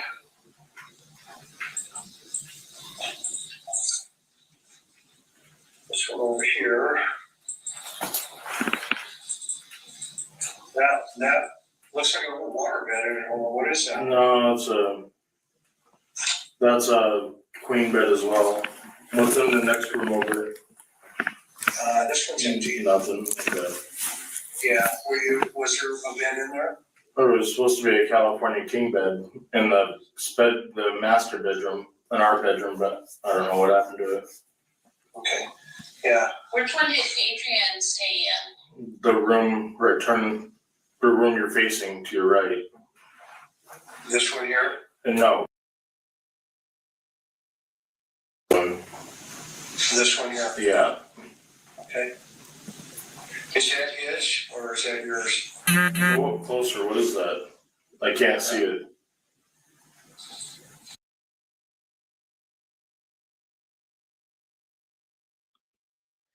They're walking through the home with him. And this is credit to Justin from Clutch Them Pearls, by the way. Our friend of the channels, he gives us permission to show his stuff. I should have just gone to his channel and showed it, but that's okay. They are, I think this might be Chris McDonough. I haven't had a chance to look at the chat yet, but it sounds like him to me. And I know he was out there. He's in some of the footage, but if not, it's JD Huff. And they're calling him in prison, jail, and having him tell them, they're walking through the house where, it's a trigger warning, where Michael is.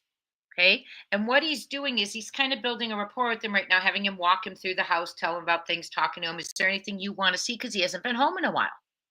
So that's what's happening. And it's leading up to him telling them, it does sound like Chris, doesn't it, Sandy? I thought so.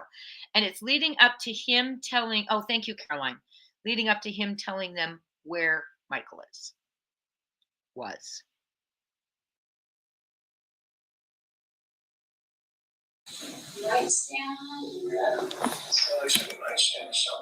The table Sarah's, I don't know what that green thing is. Is there a blue cord connected to the back of it? Yeah. That's probably the Wi-Fi box then. Okay.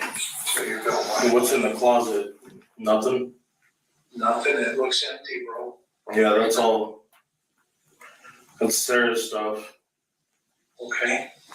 So, going out here, as you can see, everybody's still in the backyard. Let me go back here to the laundry room. Anything in here? No, what's the garage look like? Empty? Yeah. Well, it looks about the same. It has her car, but it looked like before there's like a trailer and. Oh. Yeah, her car's here. Where was that duct tape at? Turn the camera to the left of her car. Over here? Yeah, there was a bookshelf. Yeah, that's the duct tape roll, I think. Or is that Scotch tape? It's Scotch tape. Yeah, no, that's not the right one. No, it wouldn't be on the table. There was a little stand. Okay. Let me look around for it. It was a tall bookshelf. It was a tall one. Okay. No, she must have gotten rid of it. Okay. What's on the side of her car? This is her car. Yeah, what's on the side of it? It says we accept Venmo and PayPal. Yeah, what's on the other side, like the front? What does that say? It says love, hope, faith, taxi ride for today. Hey Stacy, where was the tricycle at? On top, well, turn the camera around. It was sitting on the boxes right up there. Okay. They rearranged all the boxes, so it was literally closer to the trailer on the right side. No. That side of the trailer, but yeah, your left, my right. But it was sitting, they did a lot of rearranging in the garage.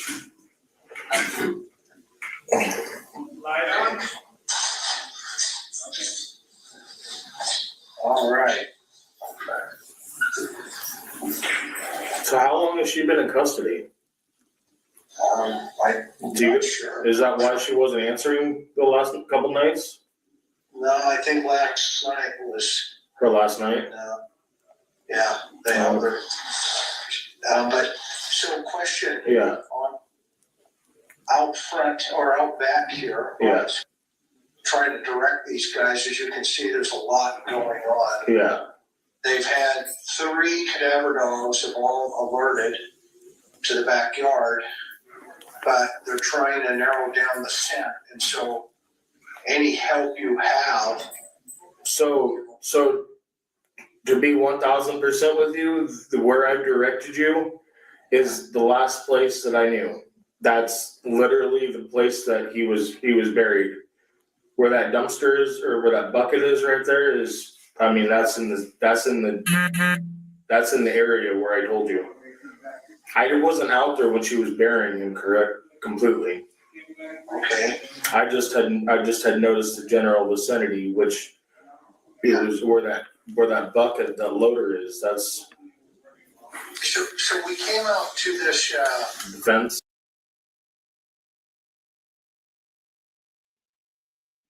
Pay attention to his. I wasn't out there when they were digging it, or when they were burying him completely.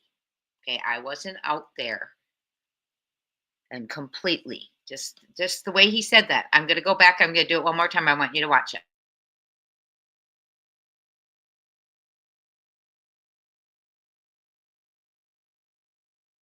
That's literally the place that he was buried. Where that dumpster is, or where that bucket is right there is, I mean, that's in the area where I told you. I wasn't out there when she was burying him, correct, completely.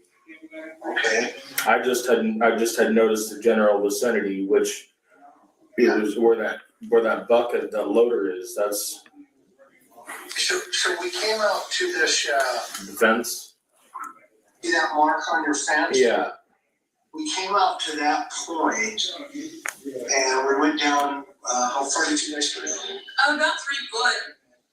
Pretty good.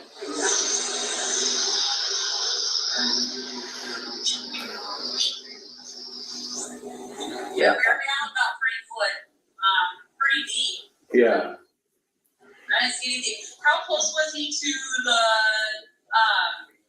it's like the box that was out there for sprinkler box? How close was he to the sprinkler box? He was to the, where's the sprinkler box at again? It was in the middle of the yard, about where the bucket is. Oh yeah, it's not there anymore, huh? No, I mean, he was, I think he was a little bit closer in than the sprinkler. Where was it at? Right there? Yeah, you can see it out there tomorrow. Yeah. No, so it would have been a little closer in. Not like right on the edge of the fence, but okay. I'm giving you the best I can, guys. Like lots. Sarah hasn't exactly been complete, with obviously being honest with you guys, and I'm trying to give you what I can. Could it have been over in the corner, Stacy? Over next to Starkey's fence? It might be. You could check there. All I know is that the place where I saw her start the shoveling was where I pointed you. But tear up the whole yard. I'm giving you guys what I got. Like I said. Huh? We don't want to do that unless we have to. I know, and I don't want you to have to, unless you have to either. But I can only. Over there in the corner by the fence, huh? It may be. It could be. All I know is that from the directions that the directions where I gave you, that's where she was starting to dig. So, and Oakley always dug around that same spot, if you noticed, and I think Oakley was onto something. Like, I don't know, Oakley's a pretty smart dog, being a hound, but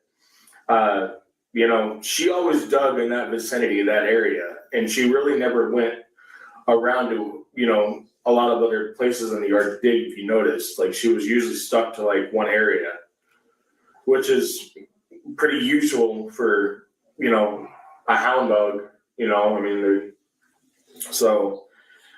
that's the best I got for you. I wish I could tell you, yeah, it's for sure over to the left. What I've gotten for sure is from where I told you guys. Trust me, I want him home. I want you guys, I want him to be found. Yeah, because I've already told Brandy, and,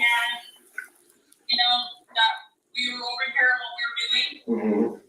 So her whole family is just tore up right now. All the kids crying, they're crying. Yeah. And I think the sooner we can get this done, the better it's going to be for them. Yeah. So you said what are they called? The cadaver dogs?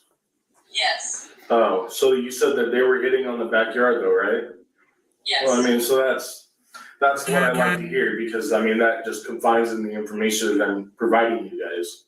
I mean, I'm distraught, you know, like I want this, you know, I want this to be done and over with, you know. This family suffered way too long, and you know. Have you spoke to my mom since yesterday? No, I've been here the entire time. Have you? Okay.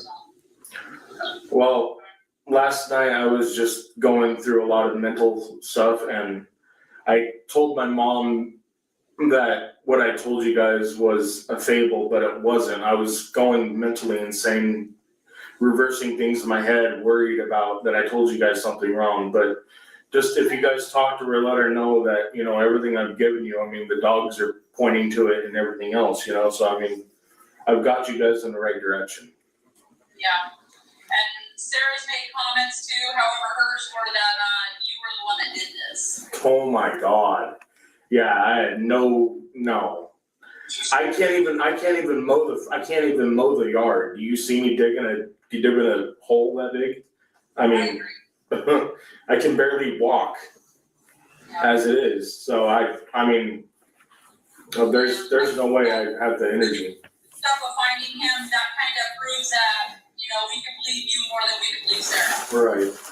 I mean, if that's all the crap she's giving you, you know, just that he's the one that dug the hole. But she's not giving you any specifics. I can give you the specifics, but there's no way with my height or my weight and my, you know, I can't even mow the yard. There's no, I mean, I don't have the physical abilities. I mean, now I will after I get out of, you know, doing what I'm doing, but, you know, but, yeah, that's not something I could have done. Okay, yeah, and as long as we're able to find Michael and that goes hand in hand with what you told us, then I would be led to believe you more than I would be led to believe Sarah. Yeah. And so if there's anything that you can help us out with about where to look, what they've done, if there's any specific side of the yard, anything that you may forgot, I'll definitely let you guys know. Like I said, all I've got for you is where I pointed you. You know, you could check the corner of the yard. You know, like I said, Sarah, you know, could have done something with it when I wasn't home. You know, knowing that she knew that I had seen where she was digging. You know, so maybe she just wanted to keep, you know, try to, you know, keep it as a confusion. You know, I mean, she's pretty scandalous like that.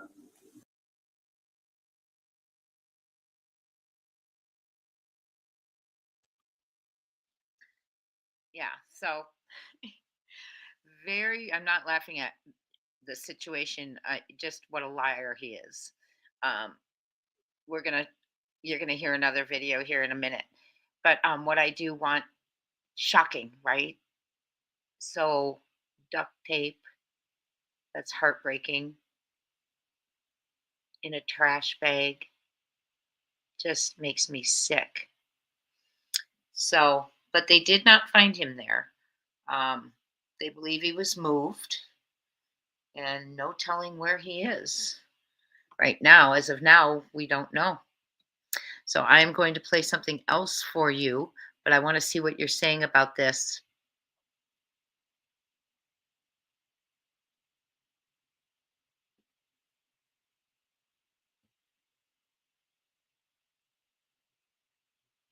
Some of you think he didn't do it. Some think he did.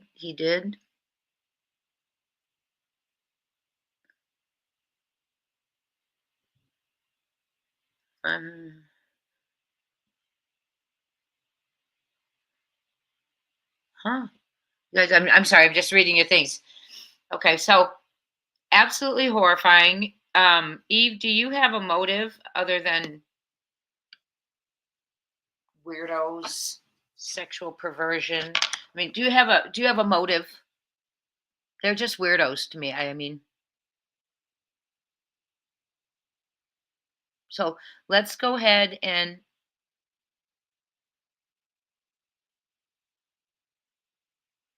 thank you. Okay.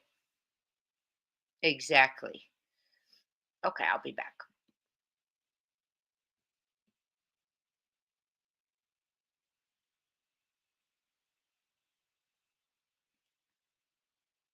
A lot of heat still in this case, I can see from the chat. This case got people feeling a certain way, right? Hope everyone, let's all just take a deep breath. This is about Michael Vaughan, and it looks like justice is coming for him, that there are going to be charges. Let me go ahead and play Brandy Neal for you, Brandy Neal Vaughan.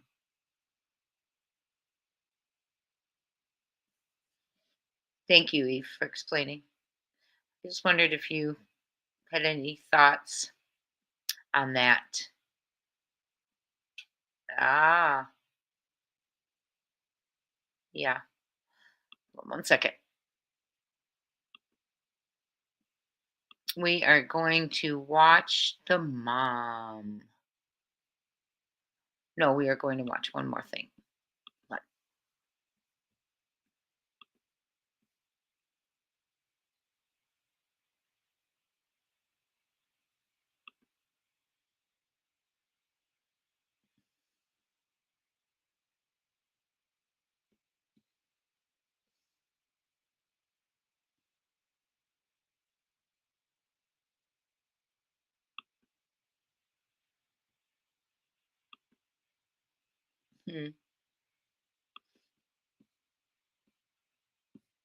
Hold on 1 second. Let's go ahead. Where is she? Sorry, I'm trying to find. Oh, there it is. Sorry. Okay. This is the mother, Brandy Neal Vaughan. She is Michael Vaughan's mother, and we do have permission from the channel to show their work, this video, and I reached out. Michael Vaughan, I'm going to mute myself, and this is sad. This is from yesterday or day before yesterday, I believe.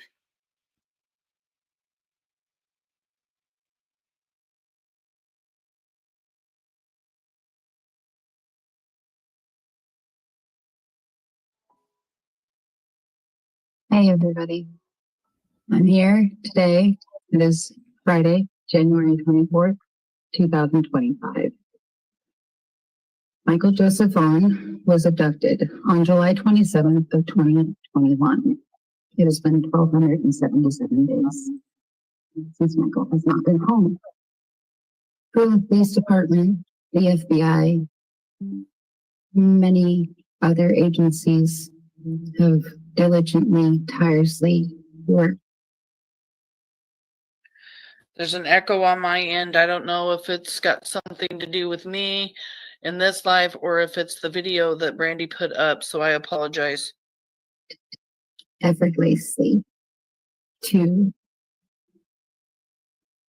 help find Michael and bring him home and get justice for Michael. There have been 4 named suspects in Michael's case. Stacy Landra, Sarah Landra, Brandon Shirtliff, and Adrian Lucian. I went and spoke with the prosecuting attorney, Mike Duke's office this afternoon. I saw the complete file documents for the charges for those 4 suspects that will be brought to them. As hard as they were all to see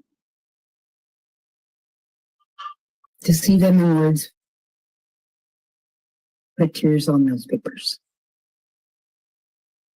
Justice is coming.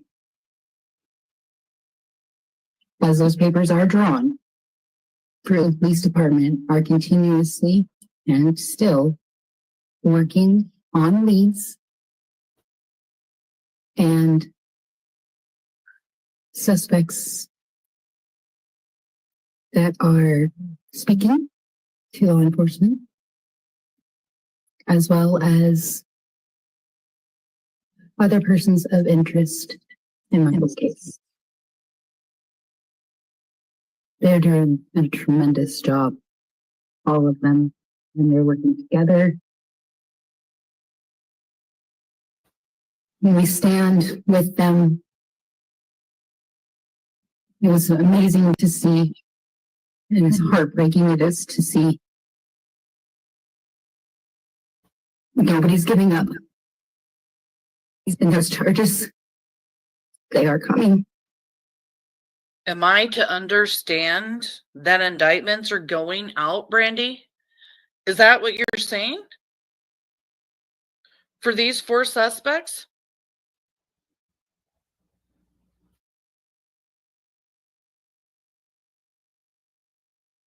Is that what I'm understanding, Brandy?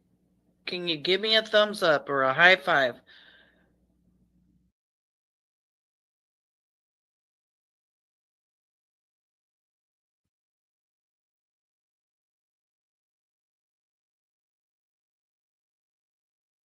Hey guys, did you know some drivers are ditching their car insurance and they're doing this instead? Now the reason why I said, do you want to be the Randy John to tell the truth? The Randy Michael Joseph Vaughan.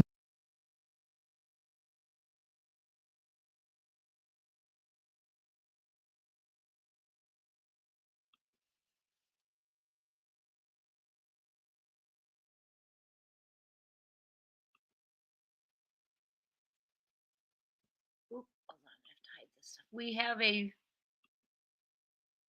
mom who is doing this interview. She calling, speaking to the suspects. She went to the district attorney's office. And we're going to contrast. We're already thinking it. Went to the district attorney's office to find out what was going on, and she saw in black and white charges written out. She did name all 4 of them. She called out all 4 of them.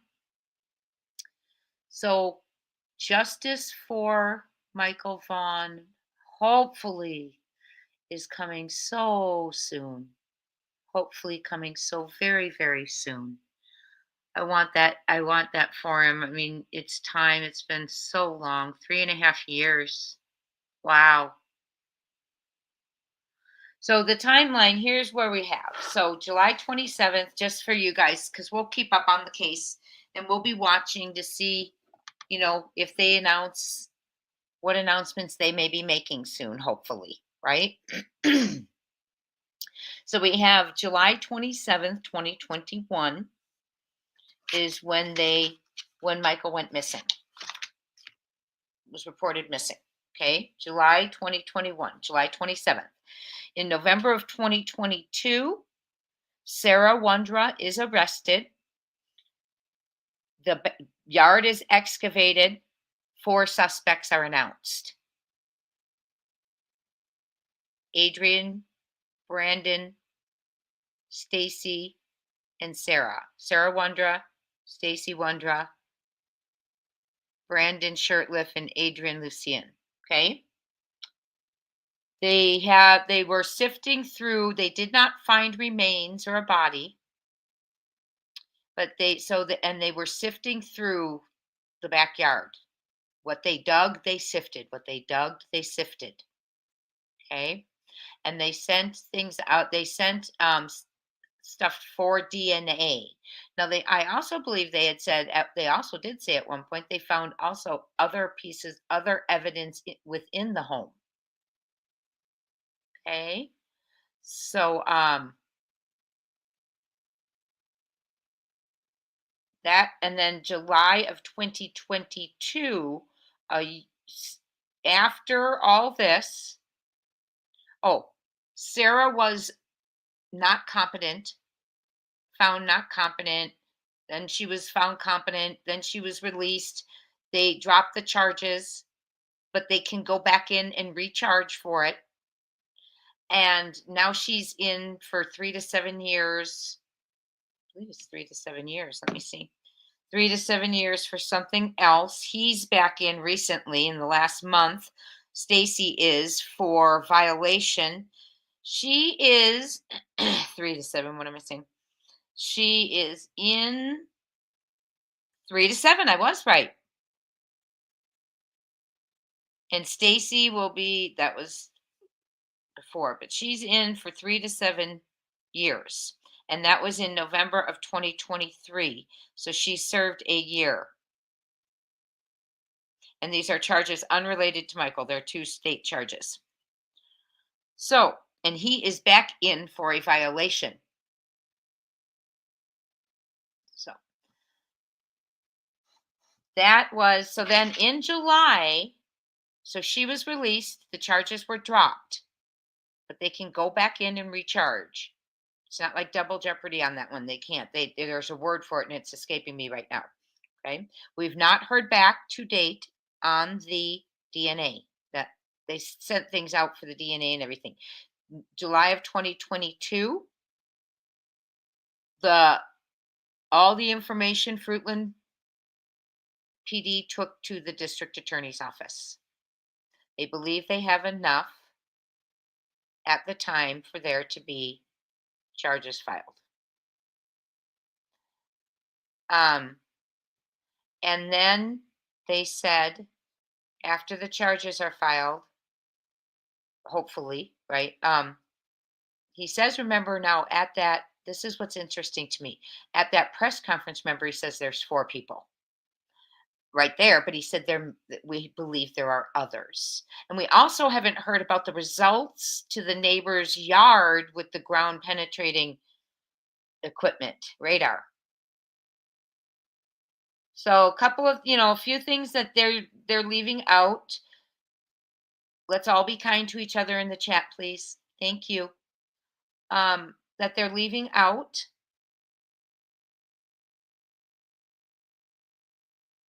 I'm sorry, not leaving out. I'm watching your chats. But they haven't told us yet, right? If they haven't. But charges are coming. They told her they are. They are still Brandy said they are still working on things. Mortifying when they were asked, do you think was the duct tape still on his face? How dare they? I mean, it's just so horrible. And put him in, I mean, just, yes, justice for Michael. Blue hearts, please, for Michael. Absolutely. So here we are. That was July 2022. And I believe they submitted it twice to the DA. Okay. In July 2022 and one other time. And now Brandy Neal Vaughan, as of this past week and a half or so, went to the DA's office and they showed her that there are charges coming. They have written it up. She read it. But they're still working on some other things.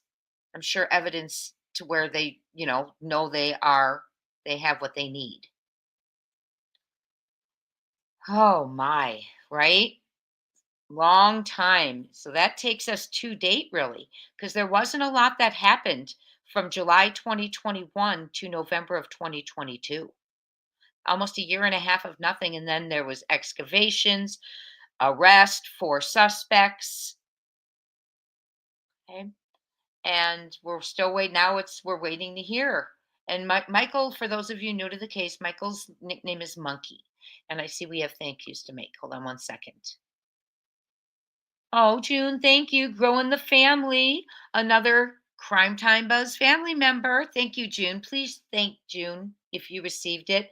We are actually meeting again tomorrow. We met today. We did our first call-in show. It was a lot of fun. Got to talk Sebastian Rogers' case. We're going to do it again tomorrow at 1 p.m. Eastern time.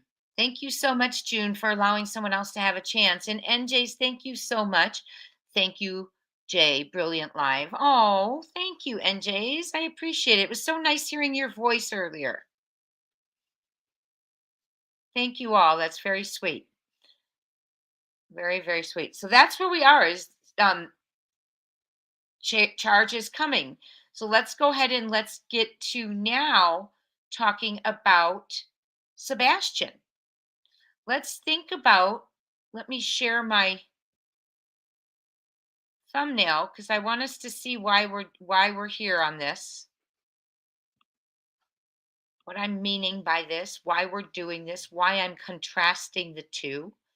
And right now it's, I think after learning about Michael's case a little bit and seeing that suspect reveal and hearing him say the time is now, and them working on things that he's speaking to directly to them. Thank you so much again, everyone. We have a wonderful time. Subscribers, visitors, family members, mods, I appreciate you all. Everyone who comes through, so appreciate you. So charges for Michael are coming. For Michael, on behalf of Michael, meaning justice, okay? It has been a long road. I hope it's sooner rather than later. And it'll be now Brandy said all 4 names, so she must have read that charges are coming for all 4 of them. Thank you, NJs. Yes, welcome everyone, appreciate you. So let's talk about it. Small towns, very different behaviors, police force wise. The rapport, the way they discuss Michael, Huff discusses Michael as one of their own. We're searching, we're not giving up. How dare you do this to one of our own? We are going to bring you down. Not the same in the Hendersonville Sebastian Rogers disappearance. Very little said.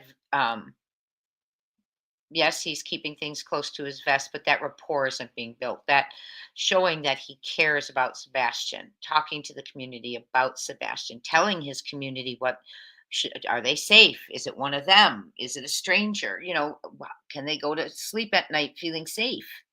So those things haven't been happening. But I just think, you know, things like the truck. You know, there's a truck with Michael's, as we watched, image. Three of them were going across the country. And that's because the sheriff has to request that. They have to ask them to do that for them. And that, you know, little things like that. Maybe that's something Craddock can do, because they've said many times, Dog and them have said many times that they think he very well may be outside of Tennessee. Let's run some trucks. Let's have that enthusiasm, that anger at the person who did this. You're not going to do this to one of our own, right? Right? Now, some of you want me to, I'm going to show you Nick the Hat has an update. I will show it to you. We're going to see it for the first time together. Okay, and we are going to talk about it and see if there's anything going on with at night. We'll just wrap up those updates real quick.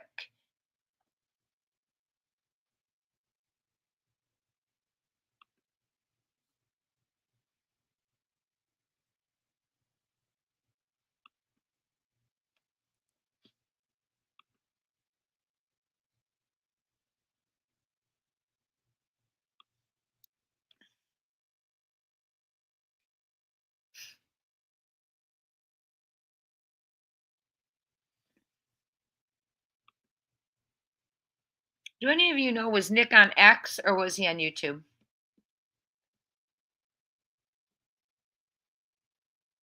Yes, Spinny Panthers, I concur. I concur.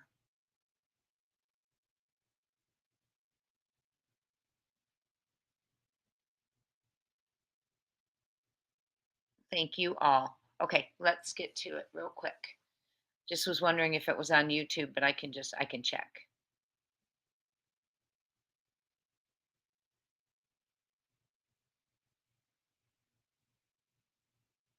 Hi, Kathy Tracy.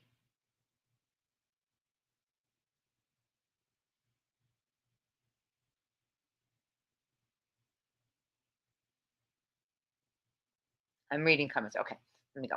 Let me get back over here.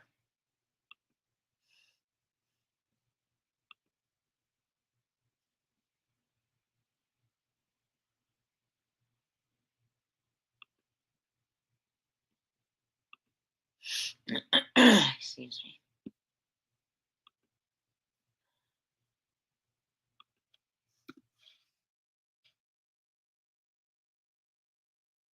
We are going to check X first.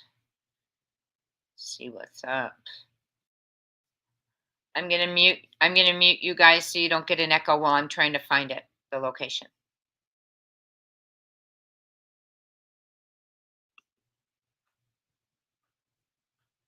Oh, it's on YouTube. Thank you so much, Mimi Ma Sandy. Thank you. Thank you, Red Eye. Hi, Robin. Agree. That's another thing, you know, the difference in advocating for your missing child, right? Can't find my, okay, hold on one second.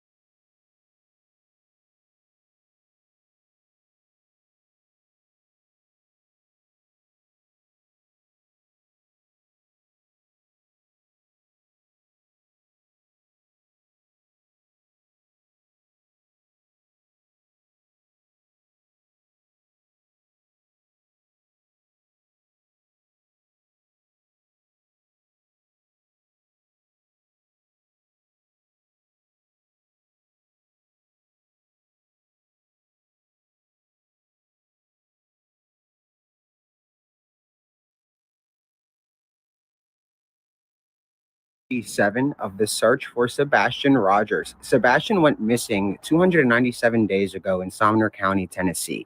The case obviously took the country by storm. Search crews went out. They found nothing, absolutely nothing. Now, there are no updates, obviously. I watch the news like you guys for my updates, but I want to talk about Stephen Fisher, SF Investigates, the guy that is representing parties in this and other matters across the entire country he inserts himself into, right? The guy is blackmailing and extorting us and me. I'm putting that out there. And I call on you, Steve, to sue me for that so you can prove what yourself. It's not going to work. Stephen Fisher is blackmailing and extorting us. He's partnering with former staffers. And it's kind of wild. His tactic involves silencing people. It involves sabotaging and then stabbing. That's kind of how he does it. He stabs the information with misinformation. And that's not good, right? For a PI, a public investigator, he's on Twitter all day long. It's not a great look. But I'm not going to be pushed up to a wall. Hey, Steve, you can go look for crickets in the forest all you want, my man. But your tactics, they stop with me. And that's it. He manipulated his way to parole. He basically said that he's the lead investigator on the case. He leaves out a lot of important information when he speaks to people. And it's a pattern. He called 3 companies to try to get surveillance footage. And he, again, forgot to identify himself correctly. He just calls himself the lead investigator on the case. He gets evidence, and where does it go? Nobody really knows. But that's not the point. Is his tactics as a PI are dangerous, guys. He is a weapon. He is a walking weapon. That piece of paper gives him too much power. He should not have that kind of power. When I met Stephen Fisher, and Steve, you remember this, right? You plagiarized our lawsuit for your own. So I love how he talks of all this stuff, all this trash, but he leaves out the big fact that he plagiarized our lawsuit against somebody so he can file one himself. That's when I met Fisher, because he had reached out saying that we are very great at what we do. This was last summer, and he needed information about a creator who we were under the impression that he was a police officer in Florida, Stephen Fisher. That's the impression that we got when we spoke with him last summer. And he's obviously not a cop. Not a cop. He's not. And we were bamboozled, I guess, to put it lightly. But he plagiarized our entire lawsuit to file and silence another person, right? Because they were giving views that went against his. It's Steve's way or no way. That's how he operates. That's dangerous. And that license should be revoked in every single state. I don't know how. Where'd they find you, Steve? Craigslist? Backpage? I mean, that's kind of that's where your services belong, my man. And to blackmail and extort us indirectly it's not cool. And I'm not going to stand for it. And I'm going to call you out. And I'm going to call you out for doing that. And I'm going to file a police report against you. I mean, dude, you're crossing a lot of lines and we let a lot of stuff slide. But what you have planned coming in a week or two, which we already know about your little plans, because they involve former staffers of ours. It's nuts. It's the definition of blackmail extortion. If you don't do this, this happens. If you do this, this happens. That's Stephen Fisher, a licensed investigator, some license. He gets a license to tweet. You don't need that, Steve. You can save a lot of money by calling yourself what you are, a no good creator on X. That's it. You're not even, that's it. You're a creator who disrupts. That's what you are. You're not a PI. You have the license. A groundhog can get a license to be a PI, my man. Doesn't mean anything. You're a fraud. That's what I guess the F stands for. And you're blackmailing and extorting me. You are literally pushing. I'm not going to get into detail, but I just want the world to know that Stephen Fisher is a sick individual, a demented individual who will stop at nothing to get what he wants. Not what his clients want, not what the public wants, not what the missing people he searches for want, because God forbid he finds one. That's why you've never really if you have found one, guaranteed there was something going on behind the scenes. Fisher, dude, stop, because the blackmail and the extortion is it's not going to work. I'm going to go live and talk about you. If you're going to blackmail and extort me by saying I'm going to have you locked up, you're trying to put me on a Megan's Law list for being on X, talking about a case. You want my electronics taken away? I'm that big of a threat. Fisher is dangerous. He's blackmailing and he's extorting. And the only way he gets his way is by eliminating the threat. He wasn't successful. He just wasn't. So he keeps enhancing it. He adds to those lies. He keeps going with it and they never stop.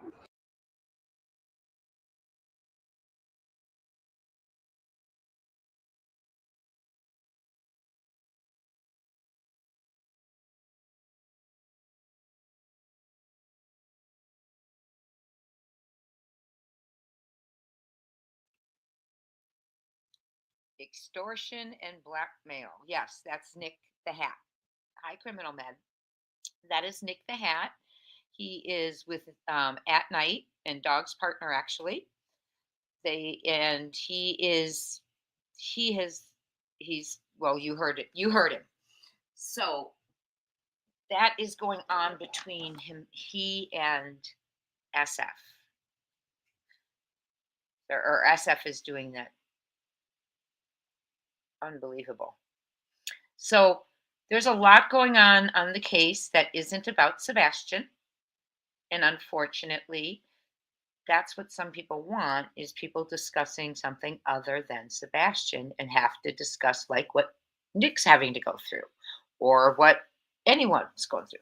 But anyway, Sebastian Wayne Drake Rogers, he deserves better than this. We need to bring him home. Tomorrow is 11 months. We absolutely, don't forget, I'm having another members live tomorrow. It's going to be at 1 p.m. Eastern time, and I'll also come on another time. Sebastian's case was not handled, even though it's a small town, like Michael Vaughan's case. J.D. Huff speaks as if Michael's his. How dare you do this to one of our own? Michael is one of us. And there's just a different, lots of updates going on. perseverance. Didn't just send it to the DA once, but twice. Was he involved in Dylan Round's case, Alicia? Interesting. I will go poke around that. I hope there's an arrest soon too, June. And I really, really do. And so we have this, I forgot, I lost my train of thought. You have such great comments, everyone. I know, the whole money thing. I saw many text messages that he is $700 an hour, one of the most expensive PIs. And it wasn't like he was being silly, sarcastic. Okay? That I saw with my own eyes. Yeah, you know, and I covered Kylie for a little bit, but that's about when I had to start really taking care of my mom and stuff. I know he was involved in, he's involved in Holland Snap as well from Tennessee. But Sebastian deserves someone to say, how dare you do this to one of us? And he doesn't want, when I called that day, I told you all, he did not want to discuss Sebastian. And his whole campaign, he didn't even talk about Sebastian. And he's, you know, and you don't have to say things about the investigation, right? Because we understand that. But like JD said, I'm sorry, there's things I'm not going to be able to answer. And he'll say, I'm sorry about that. I wish I could answer that. But what I can tell you is, you know, and so there's some information because you want people to continue to care and share. Or do we? That's what I always worry about in some of these small town cases. And I know that's happening to us here, right? We're worrying, but we're going to, you know, Seth has confidence. We're going to keep standing by him, but doesn't mean we're not watching for those red flags that we've noticed for the first 6 months. And I really think he got going once he had accountability partners, Dog and At Night, because they were uncovering evidence. And at that point, when people are uncovering evidence and you've had it for 6 months, you better start doing something, because the FBI, who now has given a $50,000 reward, is going to be asking for your files. So I don't care why. I mean, I do care why it happened, but I'm glad it happened. I hope they keep going. And I hope they have a lot of evidence they've admitted to now. That they have evidence that just can't share, which is great. We don't need to see it. We just need justice for Sebastian. And we want Sebastian found, right? That's what we all want. That's what we all absolutely want. I will keep you posted on the remains in Tennessee that we discussed. If you missed our I'm sorry, I got a train of thought. If you missed our live yesterday, please go back. We had a good time there. And if you are a family member, because we had a call-in show, you won't be able to go back to our video once I'm off of here. Hi, Tony. Justice for Sebastian Wayne Drake Rogers. You got it. You got it. I hope it's coming, Tony. Coming soon. Some information. Hope Seth's doing okay too. I'm glad you're here. We've talked about the Michael Vaughan case and a little bit about Sebastian's case and a little bit how different the investigations have been handled. So it's good to see you. Good to see you all. And we are hoping that there is justice for Michael soon. Charges are filed soon. They are working out a few things still. And we also hope that the same will happen for Sebastian and the right person will lead us to Sebastian. He deserves justice. Seth deserves justice. Sebastian's loved ones deserve justice, and to know where he is. To know where he is. And we're going to keep keeping on with him. There is a vigil coming up. Look for my community post, please. There's a vigil for Sebastian Wayne Drake Rogers in March coming up. I will post the poster in my community post. Also, don't forget that we were talking about Max jumping in the pond yesterday. and Max being driven to the construction site, according to SF. And we talked about who placed themselves at the pond, in the pond, CP, knee high on 5'9" at the time of the disappearance. I'm not sure before or after, but at the time it was knee high. And then we were talking about the construction site not being shut down.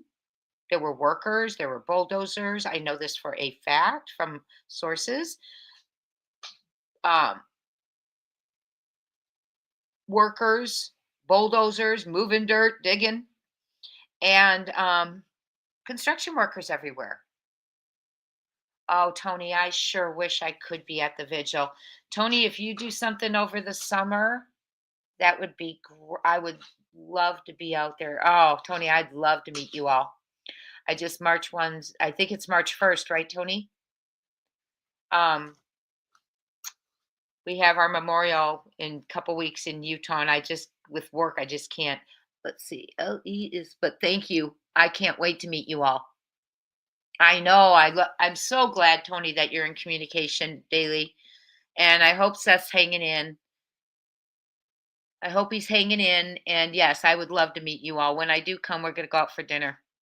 We'll all go out for dinner and get to chat some more in person, right? So, justice for this young man. I can't believe tomorrow is 11 months. Hard to believe. 11 months. And they are communicating now. And I will turn around what I'm saying. We know we're watching that first 6 months. We're going to wait to hear what unrolls later about what occurred in the first 6 months.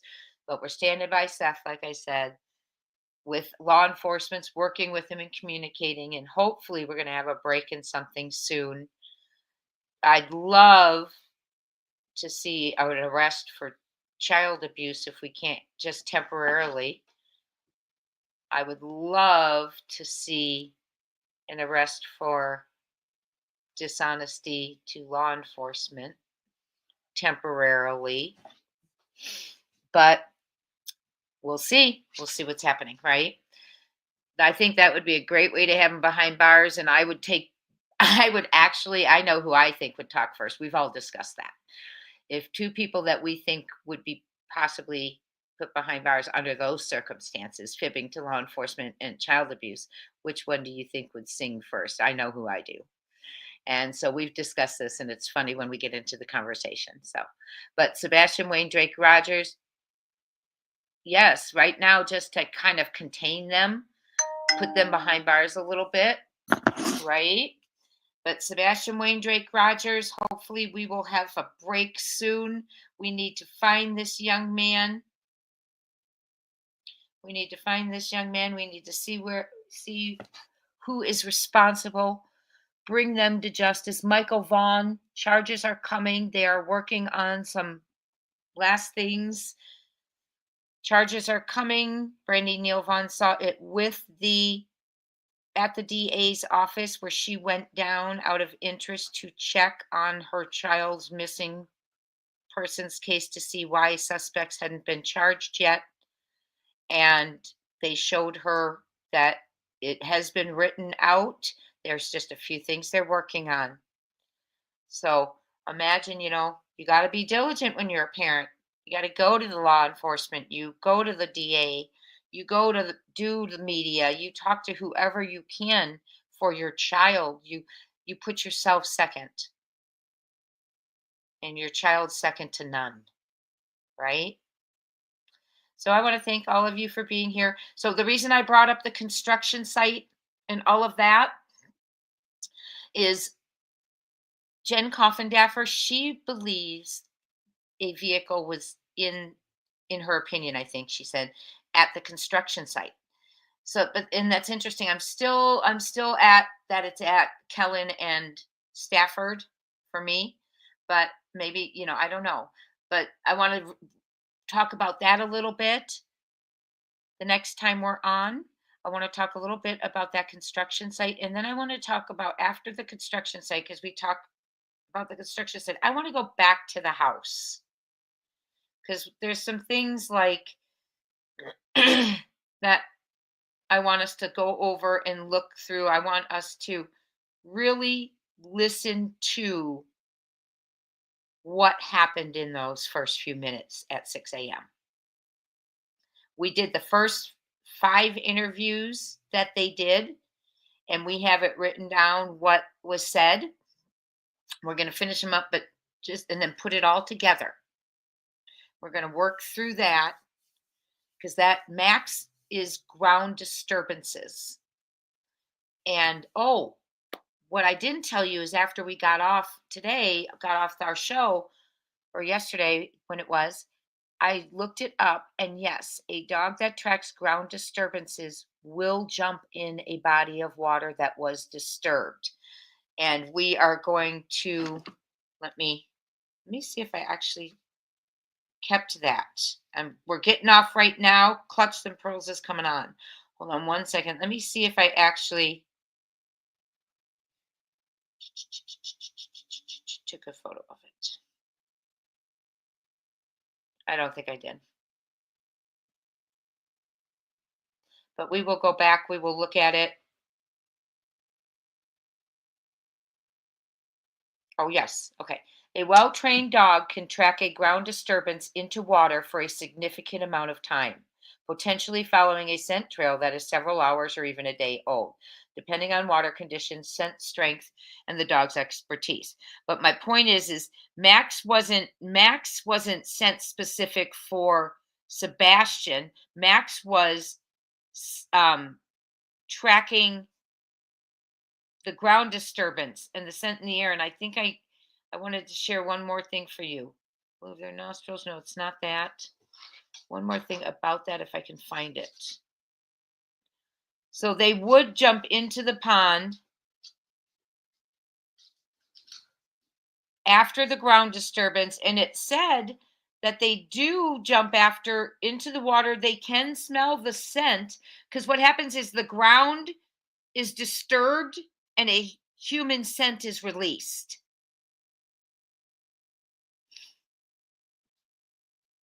They don't know whose. They're not scent specific. Okay. So my question again is, what was disturbing in the ground inside that pond, if anything, that he jumped in? It's ground disturbance. What was in the pond, if anything or anyone? I don't know. So we're going to continue on. Next time we talk, it is going to be, we're on a little bit later. I have a couple of things I have to do with family tonight. So I'm probably not going to be on till tomorrow again. Okay. We're going to do a members live at 1 p.m. Eastern, and I'll either come on before or after that, and we will continue on because we're going to go back to the house. So bring what you know. Bring what you know of those first moments. Okay. Those first moments. Yes, she does. And I have watched K9 Jules' video. It is wonderful. Go over to her channel. She explains what the dogs were doing. Yes. And I know she did interview with Jen Coffindaffer. I didn't get to, maybe I did see that one too, but I definitely went over to K9 Jules' channel and watched her video, and it was well done. I want to thank all the mods. Thank all of you for being here. Justice for Michael. Justice for Sebastian. We have a vigil coming up for Michael. Let me see if I catch up on my,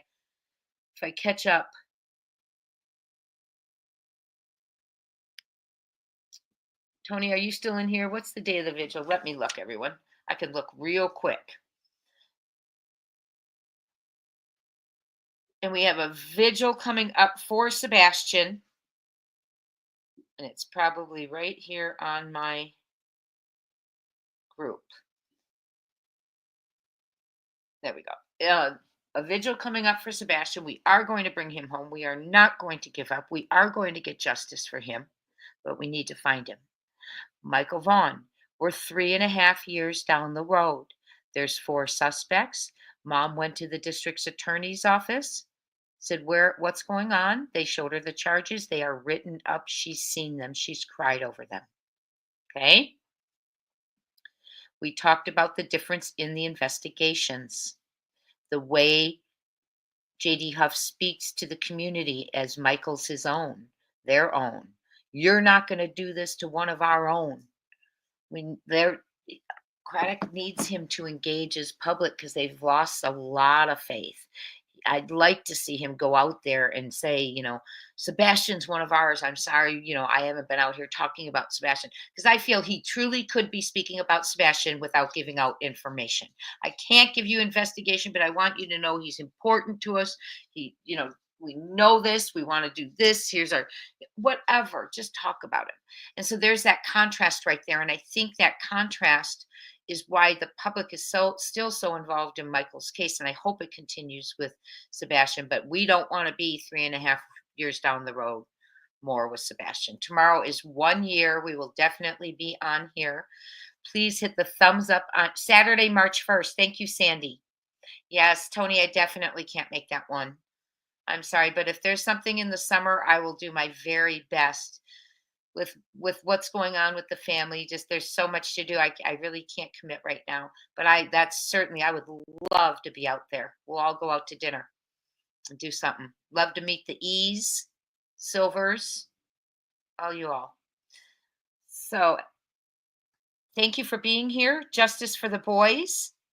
Let's get these investigations solved, these disappearances solved, these children found, the criminals behind bars, and other people afraid to do it ever again. That's what we need. We need a country that is afraid to take a child. We need laws that create a country of people that are afraid to harm a child. We need laws and severity of laws that put the fear of you know what in people, even behind closed doors, to harm a child. I don't think our laws are strict enough. I don't think they're comprehensive enough. I don't think in many ways they're specific enough. I mean, we could go on and on and on. We need organizations such as CPS in foster care. Like we were talking about accountability partners earlier, they need accountability partners. They need to all be working with someone, all checking each other, because children's lives are involved. Children's lives are involved. So we need to be the utmost of care. Sebastian went missing with an open CPS report. So did Summer Wells. Oakley Carlson had just been ripped out of her beautiful foster family's home that had had her almost 3 years, loved her. We're told they were going to possibly adopt her. And that she was taken away, given back to her parents, put under a cabinet under the stairs, a couch in front of it, and would scream till she passed out to get out. She wasn't given food, and her parents said she is no more. She was eaten by wolves. They need to do better. She could have stayed with the family who loves her. So we need to do better. If you see something, say something. Let's pray that the people who know something regarding Sebastian's case, disappearance, the culprits, whatever, please come forward, take the reward. We don't care. Just please reveal where Sebastian is. It's time. It's past time. Tomorrow is 11 months. Talk soon, friends. Thank you all for being here.